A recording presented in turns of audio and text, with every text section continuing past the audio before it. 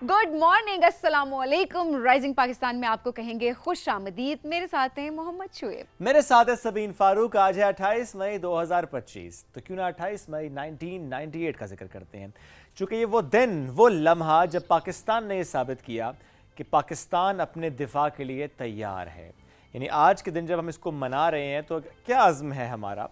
सलामती का आज़म है, खुशहाली का आज़म है, दिफा का आज़म है, और इसी आज़म के साथ हम आगे बढ़ते चले जा रहे हैं। तो जब हम बात करते हैं ना 28 मई की, यानी यौम तकबीर की हम बात करते हैं, और आज चूँकि इस पर बात करना इसलिए भी ज़रूरी है कि बहुत से लोगों को इसका कॉन्टेक्स्ट उस तरीके से शायद नहीं पता, चूँकि बात उस तरीके से होती नहीं आई है। लेकिन रिसेंटली पाकिस्तान ने जिस तरीके से हमें दुश्मन को जवाब दिया है, तो उस जवाब ने बताया कि जवाब देना कितना ज़रूरी था।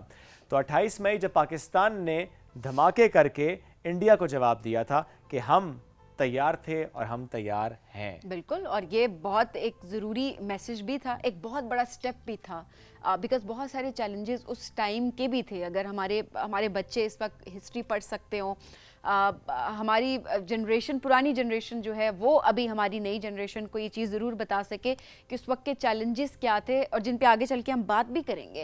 लेकिन उन चैलेंजेस को मद्देनज़र रखते हुए भी उनको केटर किया गया, और ये धमाके किए गए ये बताने के लिए कि पाकिस्तान की सालमियत पे जब भी कोई आग उठाने की कोशिश करेगा, जब भी कोई आवाज़ बुलंद करेगा, तो भरपूर जवाब दिया जाएगा। और ये यकीनन बहुत इंपॉर्टेंट एक स्टेप भी था, और जिसका हम अभी आज तक भी एक प्रैक्टिकल उसमें देख रहे होते हैं कि कितने ज़रूरी चीज़ें थी। बिकॉज अभी रिसेंट हम अगर देखें तो ये जो जंग मुसल्लत हमारे ऊपर की गई थी, और उसमें भी हमने यही बात की कि पहले हमारा यही था कि अमन पे यकीन रखें, मत करें। लेकिन बात वही आती है कि जब हमारी सालमियत पे बात आ जाती है तो फिर हमने कर दिखाया, और फिर जवाब ऐसा था कि फिर सीज़ फायर की बात हुई, जिस पे हम सब यकीन भी रखते हैं कि अमन होना चाहिए, हम अमन को प्रमोट करते हैं। एब्सोल्युटली ऐसा ही है। और सभी यहाँ पर ये बात करनी बहुत ज़रूरी है कि दबाव हो नहीं ग्लोबल लेवल का, या लालच भी हो, कोई इंसेंटिव देने की बात कर ले। जब पाकिस्तान की बात होती है, सालमियत की बात होती है, खुद मुख्तारी की बात होती है, खुददारी की बात होती है, तो पाकिस्तान कहता है कि सबसे पहले हमारी खुददारी है, खुद मुख्तारी है, उसके बाद कोई और चीज़ है। फिर हम किसी लालच को भी नज़रअंदाज करते हैं, जो कि हमेशा से किया और करना चाहिए, और किसी दबाव में भी नहीं आते हैं। चूँकि दबाव बहुत था उस वक्त भी, दबाव तो अक्सर होता है पाकिस्तान पर, ये ज़ाहिर इस्तेमाल के बाद भी होती है। और आज हम इस पर बात भी करेंगे कि उस वक्त का दबाव, उस वक्त की लालच, और कैसे पाकिस्तान ने उस वक्त ये फैसला किया कि नहीं, नो मैटर व्हाट, हमें जवाब देना है, और this is the right time जब पाकिस्तान ने जवाब देना है, क्योंकि अगर अब नहीं तो फिर कभी नहीं। अच्छा, उस टाइम कपिश मैं ऐड करना चाहूँगी सिर्फ इसके अंदर कि उस टाइम पर भी जो हमें बताया जाता है, और जो हमारी हिस्ट्री भी है कि किस तरह जो आप दबाव की बात करें और सारी चीज़, उसके बावजूद उस टाइम भी हमारी कौम यूनाइटेड थी। उस टाइम भी यूनिटी नज़र आई थी कि सारी चीज़ें एक जगह पर थी, सब प्रेशर्स एक जगह पे थे, लेकिन उन प्रेशर्स को केटर किया गया सिर्फ इस वजह से कि हमारी कौम जो है वो यकजहती पे यकीन रखती थी। और इस मर्तबा भी हमने ये देखा, तो पाकिस्तान पे जब भी कभी कोई चैलेंजिंग वक्त आया है, जब भी कोई ऐसा टाइम आया है, हमने हमेशा देखा कि हमारी कौम जो है वो हमेशा खड़ी रही है, एक साथ खड़ी रही है। और ये सबसे बड़ी, ये हमारी स्ट्रेंथ है जिसे हमें लेकर आगे चलना है। लेकिन आज प्रोग्राम में हम ज़रूर बात तो करेंगे 28 मई 1998 की, but at the same time आज हम ये भी ज़रूर बात करेंगे कि हमने पाकिस्तान को आगे किस तरह लेकर जाना है। मुख्तलिफ शोबों में मुख्तलिफ लोगों का किस तरह से किरदार रहा है, और उनके किरदार को कितना अप्रिशिएट करना ज़रूरी है। हमारी यूथ के हिसाब से भी हम बात करेंगे कि हमारी यूथ किस तरह से पाकिस्तान को अब आगे लेकर चलेगी। हम बागडोर संभालने की जब बात करते हैं कि नौजवान हमारे मुल्क की बागडोर संभालेंगे, तो इस बात को भी हमें ज़रूर सामने रखना है कि क्या उसके लिए हमने गोल सेट किए हैं। बिल्कुल ऐसा ही है। और इसमें मैं ये बात भी ज़रूर यहाँ पर ऐड करनी है कि जब हम कहते हैं ना कि अच्छा कंपटीशन, या जब हम बात करते हैं आगे बढ़ने की, जब हम ज़रा ग्लोबल लेवल पे हम इसको डिस्कशन कर रहे होते हैं, सो इट्स ब्लेसिंग जी कि जब पाकिस्तान ने कंपटीशन की बात हम करते हैं, जो कि ज़ाहिर कंपटीशन उस लेवल के कि ज़ाहिर अगर कोई और कर रहा है तो आपको तैयार रहना पड़ता है। सो दुनिया में 7वें नंबर पे पाकिस्तान की एटमी ताकत का बन जाना, और इस्लामी तारीख में, यानी इस्लामी ममालिक में पहले नंबर पर इसका आना, ये भी एक ऐसी हमारे लिए कहना चाहिए कि लम्हा फ़ख्र है, फ़ख्र का लम्हा है हमारे लिए, और हम इसे सेलिब्रेट भी कर रहे हैं। और اسی فخر کے لمحے کے ساتھ کچھ لمحے فکریہ بھی ہوتے ہیں نا، جس میں ہم بات ضرور کرتے ہیں کہ اچھا ابھی ہمیں اور کس کس ڈومین میں کام کرنا ہے، کس کس ڈومین میں آگے جانا ہے، اکنامک چیلنجز کیا ہیں، دیگر چیلنجز کیا ہیں جس میں ہمیں کام کرنا ہے. تو آج کے اس پورے شو میں ہم اس پر بات بھی کریں گے. We are celebrating this day but at the same time ہمیں بات بھی کرنا ہے کہ کہاں کہاں پہ ہمیں اور آگے بڑھنا ہے، ہماری یوتھ کو کیا کیا کرنا ہے. تو اس پر کریں گے بات. کچھ گیسٹ بھی ساتھ موجود ہوں گے، تو رہیے ہمارے ساتھ. تھوڑی سی دیر میں آتے ہیں واپس اس بریک کے بعد. This is rising Pakistan.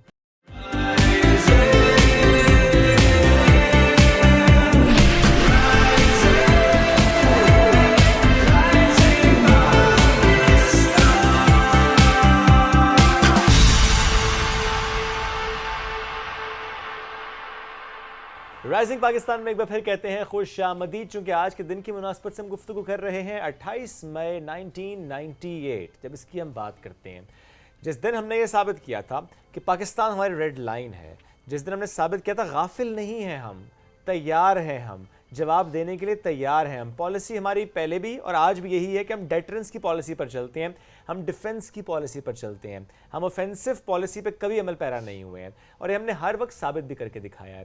جب میں بات کرتا ہوں نا ڈیٹرنس کی، ظاہر ہے اس وقت بھی یہ تو معلوم ہوتا ہے کہ اچھا آپ کے آس پاس کیا ہو رہا ہے، کون کتنا تیار ہو رہا ہے، کون کس چیز میں انویسٹ کر رہا ہے، آپ اس کے اکارڈنگلی اپنے آپ کو تیار کر رہے ہوتے ہیں. چونکہ انفارچونیٹلی آپ اپنے نیبر کو تبدیل کر نہیں سکتے، تو ظاہر ہے اس کے اکارڈنگلی آپ کو ساری پلاننگ کرنی پڑ رہی ہوتی ہے. سو وہ جو ایٹمی دھماکوں کی ہم بات کرتے ہیں وہ کرنا اس وقت کتنا زیادہ ضروری تھا، یعنی اس میں ہم ڈیلے نہیں کر سکتے تھے. آج ہم اس مناسبت سے بھی گفتگو کریں گے، کچھ یادیں اس دن کی مناسبت سے آج ہم وہ بھی کوشش کریں گے. جو آج کی جنریشن ہے ہماری، اس کو یہ بتانا بہت ضروری ہے کہ اس وقت کا کیا حالات تھے، اس کی امپورٹنس کیا تھی، اس سے فرق کیا کیا پڑا، اوور آل سچویشن کس طرح سے بدلی، اور آج کے دور میں وہ چیز کتنی ضروری ہے. تو آج ذرا ڈسکس کرنے کی کوشش کریں گے اور ہمارے بچوں کو ایجوکیٹ کرنے کی کوشش، ہماری ینگ جنریشن کو ایجوکیٹ کرنے کی کوشش کریں گے کہ کس طرح سے پاکستان نے اپنے دفاع میں کس طرح سے اس نے ایکشن لیا اور وہ ایکشن لینا کتنا زیادہ ضروری تھا. ہمارے ساتھ اس وقت موجود ہیں ایئر وائس مارشل ریٹائرڈ اعجاز ملک صاحب. السلام علیکم سر. کیسے ہیں؟ وعلیکم السلام سر. بہت شکریہ پروگرام میں جوائن کرنے کے لیے. سر سب سے پہلے تو آئی تھنک اسی سے سبین سٹارٹ کر لیتے ہیں کہ the memories of 28 مئی 1998. ونڈرفل میموریز جی. دیکھیے اس دن کہ اگر ہم پہلے تھوڑی سی بیک گراؤنڈ دیکھ لیں. بیک گراؤنڈ یہ ہے کہ ہم لوگ لیٹ 50s سے پرامن جو ہے نیوکلیئر توانائی کے استعمال کے لیے ریسرچ کر رہے تھے، اور میڈیکل سائنس میں، ایگریکلچر ڈیولپمنٹ کے لیے وہ ہم اس کے لیے کام کر رہے تھے. اور پاکستان کے ایک ڈیولپنگ کنٹری کے طور پہ کوئی ایسے عزائم نہیں تھے کہ ہم نے اس ٹیکنالوجی کو ڈیفینس میں استعمال کرنا ہے. تا وقت کہ 1974 میں بھارت نے پوکھران میں ایک زیر زمین جو ہے نا ٹیسٹ ڈیٹونیشن کی، تو اس وقت پھر یہ خیال آیا کہ اب بر صغیر میں یہ ایک آرمز ریس جو ہے بھارت نے انیشیٹ کر دی ہے، جو کنونشنل ڈومین سے الٹیمیٹلی نیوکلیئر ڈیٹرنس تک جائے گی. تو لکیلی ہماری اس وقت کی جو نیشنل لیڈرشپ تھی، انہوں نے اس چیز کو جو ہے اس کا ادراک کیا، اور انتہائی تیزی کے ساتھ اپنے محدود وسائل کے ساتھ ہم نے اپنا یہ پروگرام جو ہے وہ شروع کیا. اور وہ پھر ایک ہسٹری ہے کہ کس طرح جو سائنٹسٹ جو ہے اکٹھے کیے گئے، کس طرح ان کو گورنمنٹ کی طرف سے ایک امبریلا فراہم کی گئی، وسائل کیے گئے. اور پھر اس کے ساتھ ساتھ میں اپنے حوالے سے جو میرا یعنی لائف لانگ ایک کیریئر ہے کہ اس پورے پروجیکٹ کو اس کو محفوظ رکھنا، کیونکہ یہ شروع سے ہی جو نیوکلیئر کلب تھی جس میں دنیا کے اس وقت 5 یا 6 ملک تھے، ان کی یہ خواہش اور کوشش تھی کہ کوئی اور ملک یہ ٹیکنالوجی نہ حاصل کر سکے. اور خاص طور پہ جو ہے نا انڈر لائنگ جو ان کا ایک ایفرٹ تھی وہ یہ تھی کہ کوئی مسلمان ملک یہ ٹیکنالوجی حاصل نہ کرے، کیونکہ اس وقت کی جو گلوبل پالیٹکس تھی اس میں یہ چیز بڑی میٹر کرتی تھی، کیونکہ اس وقت اگر آپ تو بہت چھوٹے ہیں، بہرحال اس وقت ایک مسلمانوں کی امہ کی ایک ریوائول کا بھی ایک سلسلہ تھا۔ پاکستان نے جو ہے دوسری جو ہے اسلامک سربراہی کانفرنس کی، تو پاکستان ایک لیڈنگ رول میں تھا ان 50 سے زیادہ مسلمان ملکوں کے حوالے سے۔ تو یہ بیک گراؤنڈ ہے۔ تو اس کے بعد 74 سے 80s تک یہ سلسلہ چلتا رہا۔ پھر بھارت نے جو ہے وہ مئی میں جو ہے انہوں نے اپنے 5 جو ہے ڈیوائسز جو ہے انہوں نے ایکسپلوڈ کر کے اپنے آپ کو ڈکلیئر کر دیا۔ اب ہمارے پاس کیا چوائس تھی؟ یا تو ہم دنیا کا پریشر لے لیتے، یا ہم اکنامک اور دوسری جو سینکشنز کے ڈر سے ہم جو ہے نا اپنے اس بیسک رائٹ کے اوپر کہ جو اپنے ایک ساورن اسٹیٹ کی طور پہ ہمارا تھا، ہم اس کو فورگو کر دیتے۔ لیکن ہماری لیڈرشپ نے دوسرا اور باوقار جو ہے راستہ اختیار کیا۔ اب اس میں جن جگہوں پہ یہ ریسرچ ہو رہی تھی اور وہ ان جگہوں کی جو حفاظت ہے وہ مسلح افواج کے ذمہ تھی، اور خاص طور پہ کیونکہ ہمیں یہ تھریٹ تھی کہ بھارت یا اسرائیل جو ہے وہ ہماری ان ریسرچ اور ڈیولپمنٹ فیسلٹیز کو ٹارگٹ کر سکتا ہے۔ تو میں اللہ کا شکر ہے کہ میں اس کا ایک حصہ رہا۔ جی بلکہ جس دن یہ ہوا ایگزیکٹلی ڈیٹونیشن 3:17:26 تو اس وقت بھی میں 2 فائٹر جہازوں کی ایک کامبیٹ ایئر پیٹرول کو اس ایریا میں کنٹرول کر رہا تھا۔ جی، اور مجھے اچھی طرح یاد ہے کہ جو پائلٹس اس وقت اڑ رہے تھے ہوا میں وہ پوچھ رہے تھے کہ ہیو دے ڈیٹونیٹڈ، تو ہم نے کہا نہیں ابھی رکیے، انتظار کیجئے۔ اور پھر اس کے بعد جب ہمارے آپس روم میں لوگوں نے اللہ اکبر کے نعرے لگانے شروع کیے تو میں نے ان کو انفارم کیا ریڈیو پہ، تو انہوں نے بھی اللہ اکبر کہا اور الحمدللہ کہا کہ آج ہمارا وہ مقصد پورا ہو گیا جس کے لیے ہم کئی سالوں سے یقین کیجئے کہ ہم لوگ 24 گھنٹے جاگ کے ہم لوگوں نے اس فیسلٹی کی جو ہے نا حفاظت کی۔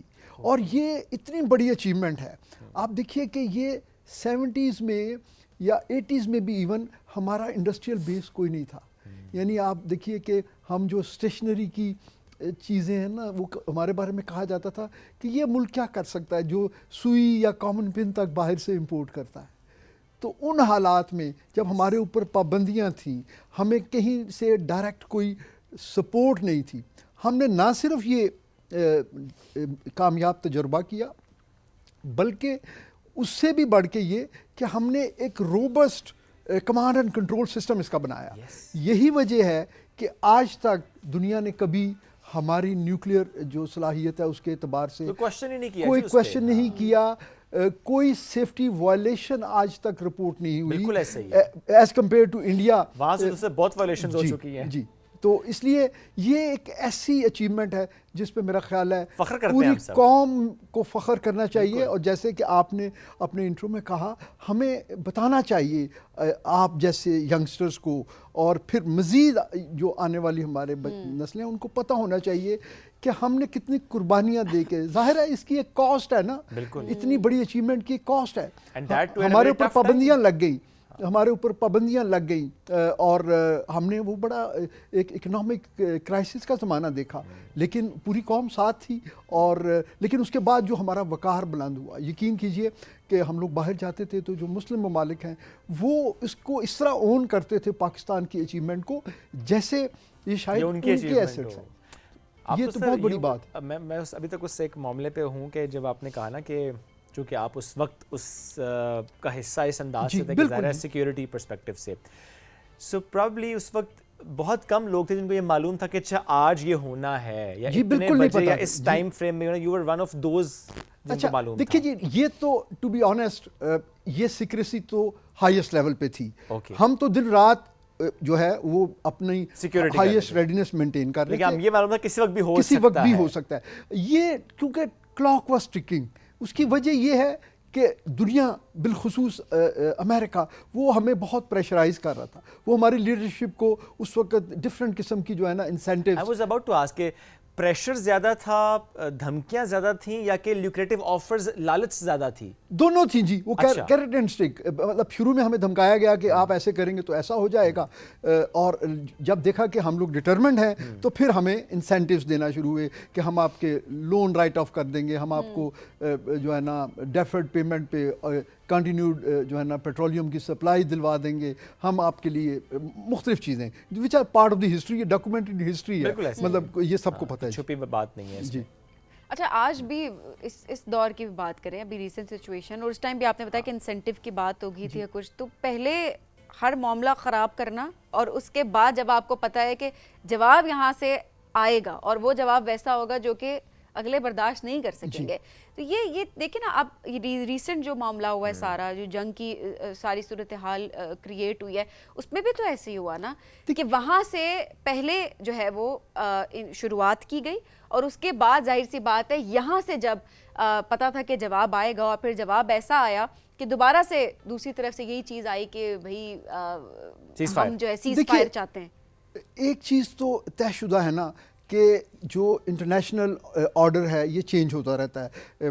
دنیا بائی پولر تھی، پھر کولڈ وار کے ایرا میں، اس کے بعد پھر نیو ورلڈ آرڈر آ گیا، یونیپولر ہو گئی. یہ شیپس چینج ہوتی رہتی ہیں یا اس کی مینیفیسٹیشن چینج ہوتی رہتی ہے، لیکن ایک چیز مسلمہ ہے اور وہ قرآن کے مطابق ہے کہ یہود و نصارہ جو ہے نا یہ ہمارے دوست نہیں ہو سکتے. وہ وقتی طور پہ ہمارے ساتھ الائن تو کر سکتے ہیں یا ہم ان کے ساتھ بھی الائن کر سکتے ہیں، لیکن اسٹریٹجک یا لانگ ٹرم ڈیوریشن میں ان کا جھکاؤ ہمیشہ ان گروپس کے ساتھ، ان ممالک کے ساتھ ہوتا ہے جو کہ ہمارے ظاہر دوست نہیں ہیں. تو ہمیں ڈیل کرنے کے لیے، کیونکہ انفارچونیٹلی ہم ایک اکنامکلی جو ہے یا ڈیولپمنٹ کی جو ہماری سٹیجز ہیں اس میں ہم لوگ سٹرگل کر رہے ہوتے ہیں، تو ہماری اس ویکنیس کو ایکسپلائٹ کرنے کی کوشش کی جاتی ہے کہ اور اسی کے مطابق ہمیں ایسٹیمیٹ کیا جاتا ہے کہ چونکہ ہمارے یہ مسائل ہیں، جیسے ابھی آپ نے بات کی، تو ہمارے جو ریسنٹ یہ ہمارے اوپر ایک جنگ مسلط کی گئی بھارت کی طرف سے، اس میں بھی ان کی ازمپشنز یہ تھی کہ دنیا جو ہے وہ پاکستان کے ساتھ نہیں کھڑی ہوگی. پاکستان کے اندر اتنے پولیٹیکل یا اکنامک جو ہے نا وہ فالٹ لائنز ہیں، تو وہ شاید قوم میں وہ یکجہتی نہیں ہوگی، اور یہ ایک اچھا موقع ہے کہ ہم ان کو جو ہے ایک ڈینٹ کریں ایک شارٹ کرسپ وار میں. لیکن ایسا ہوا نہیں. آپ نے دیکھا سفارتی محاذ پہ ہمیں کتنی کامیابی ملی، قوم کس طرح جیل ہوئی، کیونکہ یہ جو ہے نا ہمارے پوٹینشل کو لوگ نظر انداز کر دیتے ہیں. وہ یہ ہے کہ پاکستان ایک نظریے پہ بنا ہے، اور جو قوم، جو ملک نظریے پہ بنا ہوتا ہے نا، وہ اس کو دیر نہیں لگتی، وہ لمحوں میں جو ہے نا وہ اپنے آپ کو جو ہے نا چینج کر لیتا ہے. یعنی بظاہر وہی قوم جو بڑی لاپرواہی سے اور جو ہے نا وہ چھوٹے چھوٹے مسائل کے اوپر ایک دوسرے سے الجھ رہی ہوتی ہے، جب ان کو اپنی آئیڈینٹی کا، جب ان کو اپنے قومی سالمیت کا جو ہے مسئلہ درپیش ہوتا ہے، وہ پھر سب کچھ چھوڑ کے اس وقت کوئی مذہبی جو ہے نا فرقہ بندی، کوئی علاقائی، کوئی لسانی، کوئی اکنامک ڈسپیرٹی، یہ ساری چیزیں پیچھے رہتی ہیں. وہ کہتے ہیں یہ ہمارے گھر کے مسئلے ہیں، ان کو ہم بعد میں دیکھیں گے، پہلے ذرا دشمن سے نہیں بول سکتا. باہر والا اگر بولے گا تو پھر وہ ہم الاؤ نہیں کریں گے. اور یہ دیکھیے ہم کہتے ہیں پاکستان ہمارا گھر ہے، تو گھر میں یہی ہوتا ہے.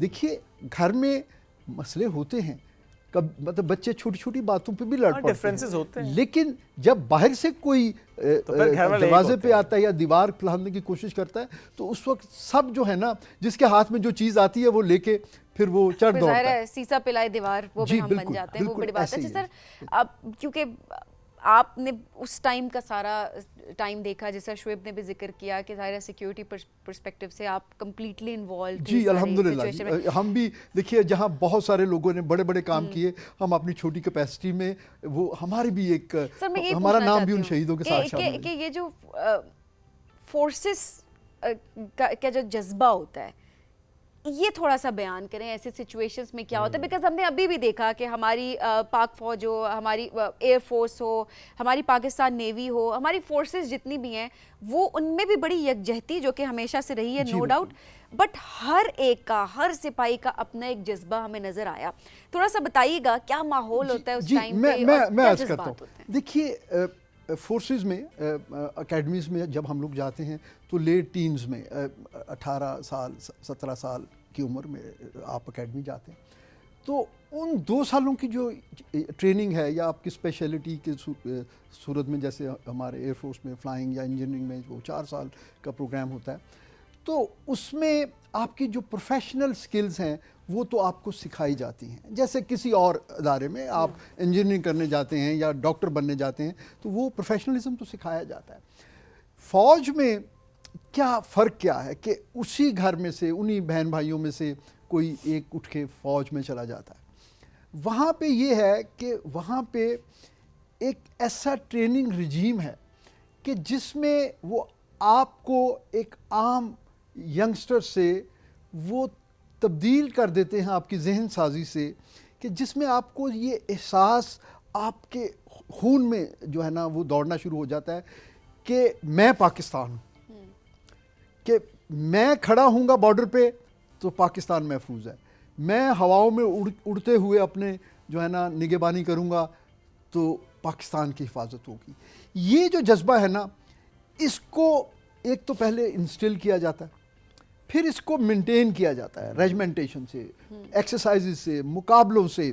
وہ چیز اتنی ڈرل کی جاتی ہے کہ دیکھیے فوج میں ہمیشہ کہیں بات ہو تو یہ بتاتا ہوں کہ دیکھیے انسان کو جو ہے نا جبلی طور پہ ہماری اس میں ہے، انسٹنکٹ میں ہے کہ اپنی جان بچانا سب سے بڑی جو ہے انسان کی جو ہے نا پیاری چیز ہوتی ہے.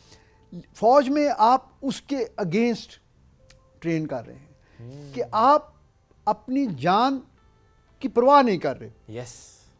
اب یہ جو انسٹنکٹ چینج کرنا ہے، یہ ہی اصل ٹرانسفارمیشن ہے. یس.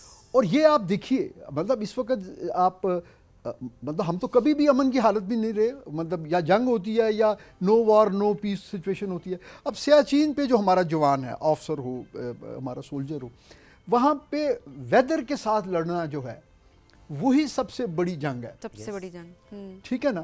تو وہ اس ایکسٹرا آرڈنری ایکسٹریم انوائرمنٹ کے اندر جو ہے پھر دشمن کا مقابلہ بھی، تو وہ آپ دیکھیے کہ اس کے لیے ایک عام جو ہے نا جذبہ یا ایک عام جو لیڈ بیک سی آپ کی لائف ہوتی ہے یا جس میں آپ اپنے کمفرٹ زون میں رہنا چاہتے ہیں، وہ چیز پہلے دن سے ختم ہو جاتی ہے فوج میں. کہ آپ صبح اٹھنا چاہ رہے ہیں یا نہیں چاہ رہے، ایک بیل ہوگی، آپ اٹھ کے کھڑے ہو جائیں گے. آپ ٹائمنگز ہیں جو کہ مائکرو مینیج ہو رہے ہیں، یعنی آپ ایک لمحے کے لیے تاخیر سے نہیں پہنچ سکتے.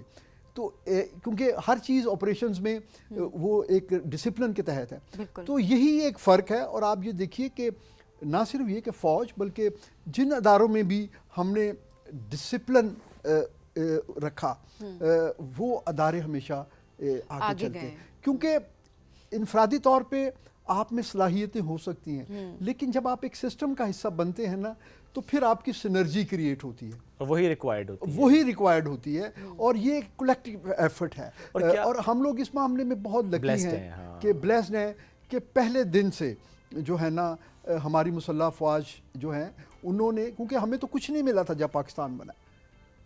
آپ نے کتابوں میں پڑھی ہے، ہمارے بزرگ بتاتے تھے کہ ہم جو ہے درختوں کے نیچے بیٹھ کے دفاتر شروع کیے، اور جو کیکر کے کانٹے ہوتے ہیں، کیکر کے کانٹوں سے پیپر پن کا کام لیا جاتا تھا. تو وہاں سے ہماری فوج جو ہے وہ ہم نے کی.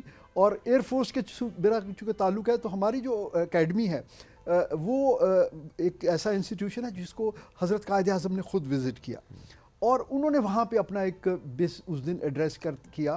انہوں نے کہا کہ ان کو دیکھیے، اب قائد اعظم کی ویژن دیکھیے، ان کو اس وقت بھی پتا تھا جب کہ ابھی ایئر پار کو بنے ہوئے تقریباً 50 سال ہی ہوئے تھے. انہوں نے یہ کہا کہ a country without a strong air force is at the mercy of any aggressor. Pakistan must build her air force as early as possible and it should be an efficient air force second to none. تو یہ جو second to none ہے نا, یہ چیز ہمارے جو اس وقت کی لیڈرشپ تھی ایئر فورس کی, ان کے دماغوں میں جو بیٹھ گئی, اور وہ آج تک چیف چینج ہوتے رہے, کمانڈس چینج ہوتی رہی, ہم لوگ اس پوری کیریئر سرو کر کے ہم ریٹائر ہو گئے, لیکن جو ہمارے بعد میں آنے والے لوگ ہیں وہ ہم سے بہتر پرفارم کر رہے ہیں, اس کا نتیجہ ہم نے دیکھا. اور I was about to ask, تو آپ کی بات سے مجھے سمجھ آیا کہ یہ جذبہ ہوتا ہے جو کہ آپ کو لے کر چل رہا ہوتا ہے, بٹ یہ جو ہم ایک کمپیریزن کر رہے ہوتے ہیں نا, ہم تو یوں مختلف محاذوں پہ کمپیریزن کر رہے ہیں پاکستان اور انڈیا کا, لیکن جب ہم شاہینوں کا کمپیریزن کرتے ہیں, پائلٹس کا کمپیریزن کرتے ہیں, سر کیا وجہ ہے؟ یہ اسپیشلی ریسنٹ ہوا رافیل طیارہ جس پہ بڑا ناز بھارت کو تھا, اسٹل ہے, مانتے ہیں وہ چونکہ نہیں ہے ابھی تک, بٹ یہ اتنا اچھا طیارہ ہونے کے باوجود بھی, اتنی کیپیسٹی ہونے کے باوجود بھی, یہ ہوتا کیا ہے کہ ان کے پائلٹ ہمارے پائلٹس کے آگے ناکام ہو جاتے ہیں؟ ہمارے پیرنٹس ایسا کیا خاص کرتے ہیں؟ جذبے کے علاوہ کیا خاص ہوتا ہے؟ یہ کوئی پہلی دفعہ نہیں ہوا جی. ہاں یہ تو 2019 میں کیا تھا. 65 آور میں وہ ہم سے اسی طرح اتنے ہی بڑے تھے, ان کے پاس اس وقت بھی ایسے ہی جہاز تھے, لیکن پہلے 3 دنوں کے بعد وہ ٹوٹلی حواس سے جو ہے نا نکل گئے تھے. پاکستان کو جو ہے ٹوٹل ایئر سپریورٹی حاصل تھی پوری جنگ میں. سرفراز رفیقی, یونس حسن شہید اور ایم عالم کے کارنامے آپ کو پتہ ہی. اب کیا ہے؟ اب بھی وہی ہے. فرق کیا ہوتا ہے؟ فرق ٹیکنالوجی. دیکھیے ایئر فورس جو ہے نا, یہ بائی ڈیزائن ایک ہائی ٹیک فورس ہے. ٹھیک ہے, یعنی اس کے اندر جو دنیا کی بہترین ٹیکنالوجیز ہوتی ہیں نا, وہ استعمال ہو رہی ہے, کنٹینیوسلی امپروو ہو رہی ہے, ہر دور میں اور ہر لمحے امپروو ہو رہی ہے. بالکل ایسے ہی ہے. تو اس ٹیکنالوجی کو آپ پرچیز تو کر سکتے ہیں اگر آپ کے پاس پیسے ہیں, جیسے کہ بھارت کے کیس میں ان کا دفاعی بجٹ ہم سے کئی گنا بڑا ہے کیونکہ اکانومی سائز بڑا ہے, لیکن اس ٹیکنالوجی کو ماسٹر کرنا, اس کے اوپر اتنی پروفیشنسی کرنا کہ پھر آپ اس ٹیکنالوجی کو, ایک تو اس کی پرسکرائب لمٹ ہے کہ اس نے 100% پرومس کیا ہے, تو آپ یہ سمجھیے کہ جو اکوپمنٹ 100% آؤٹ پٹ پرومس ہوتی ہے وہ 90% پرفارم کرتا ہے. ٹھیک ہے. تو ہمیں یہ سکھایا جاتا ہے کہ آپ نے 110% جو ہے نا اس سے آؤٹ پٹ لینی ہے. تو وہ جو 15-20% کا جو فرق ہے نا, وہ پورا ہو جاتا ہے, آپ کو سمجھ نہیں پاتا. مطلب دشمن آپ کو یہ سمجھے گا کہ جی دیکھیے جی اس کے بک میں تو انٹرنیٹ پہ لکھا ہوا ہے کہ یہ جو ہے نا 200 کلومیٹر پہ لاک کرے گا, تو آپ نے اگر یہ سکل حاصل کر لی کہ آپ نے اس کو 250 پہ لاک کر کے 200 پہ فائر کر دیا, تو وہ جو 50 کلومیٹر کی جو ہے نا, that makes a difference. اس کا مطلب یہ ہے کہ پیسے میٹر نہیں کر رہے ہوتے کہ کیا طیارہ, obviously وہ تو میٹر کر رہا ہوتا ہے, لیکن جو چلا رہا ہوتا ہے اس کو, جو آپریٹ کر رہا ہوتا ہے. میں کسی کو اوفینڈ نہیں کرنا چاہتا, لیکن آپ دیکھیے دنیا میں ایسے ممالک ہیں نا جن کے پاس بہت پیسہ ہے, انہوں نے اپنی فورسز کو اکوپمنٹ بھی لے کے دیا ہوا ہے, لیکن وہ دنیا ان سے کوئی ڈرتی نہیں ہے. وہ سمجھتے ہیں کہ بس ٹھیک ہے یہ ہمارا اسلحہ خرید رہے ہیں تو خریدتے رہیں, لیکن جب پاکستان کو کوئی چیز ملتی ہے تو ساری دنیا جو ہے نا وہ پریشان ہو جاتی ہے, کیونکہ انہیں پتہ ہے کہ اب یہ ایک لیتھل کمبینیشن بننے لگا ہے کہ ان کے پاس ہائی ٹیک پلیٹ فارم یا ویپن بھی آ گیا ہے, اور اس کے پیچھے جو ہے ایک ٹرینڈ ذہن. اور دوسری بات یہ ہے کہ ultimately once you are up in the air, اگر آپ کو اپنی جان کی پرواہ نہیں ہے, اگر آپ یہ سوچ کے ہی نہیں گئے کہ آپ نے واپس آنا ہے, تو پھر ڈر کس بات, پھر ڈر کس بات کا؟ کیونکہ اس وقت مائنڈ میں کیا ہے, اس میں اپنی جان تو ہے ہی نہیں مائنڈ میں, اس میں تو پاکستان ہے, اس میں پاکستان کے ایک انچ کی حفاظت ہوتی ہے جو کہ آپ کے دل میں ہوتی ہے, اور آپ اسی سوچ کے ساتھ, اسی جذبے کے ساتھ پھر پرفارم کرتے. Sir thank you very much sir, بہت شکریہ جی, آپ نے بڑی ہماری پرانی یادیں جو ہے نا بڑا انجوائے کیا, آنیسٹلی بڑا انجوائے کیا. اللہ کا شکر ہے, ہمیں دیکھیے ایسے پاکستانی ہمیں اپنے اوپر فخر ہے جی ایز اے پاکستانی. یعنی میں کہتا ہوں سب چیزیں چھوڑ کے صرف اسی پہ فخر ہے کہ we are Pakistani. Sir thank you very much for joining us today. ہمیں ایک بریک کی طرف, بریک سے واپس آئیں گے, رہیے ہمارے ساتھ. یہ ہے رائزنگ پاکستان.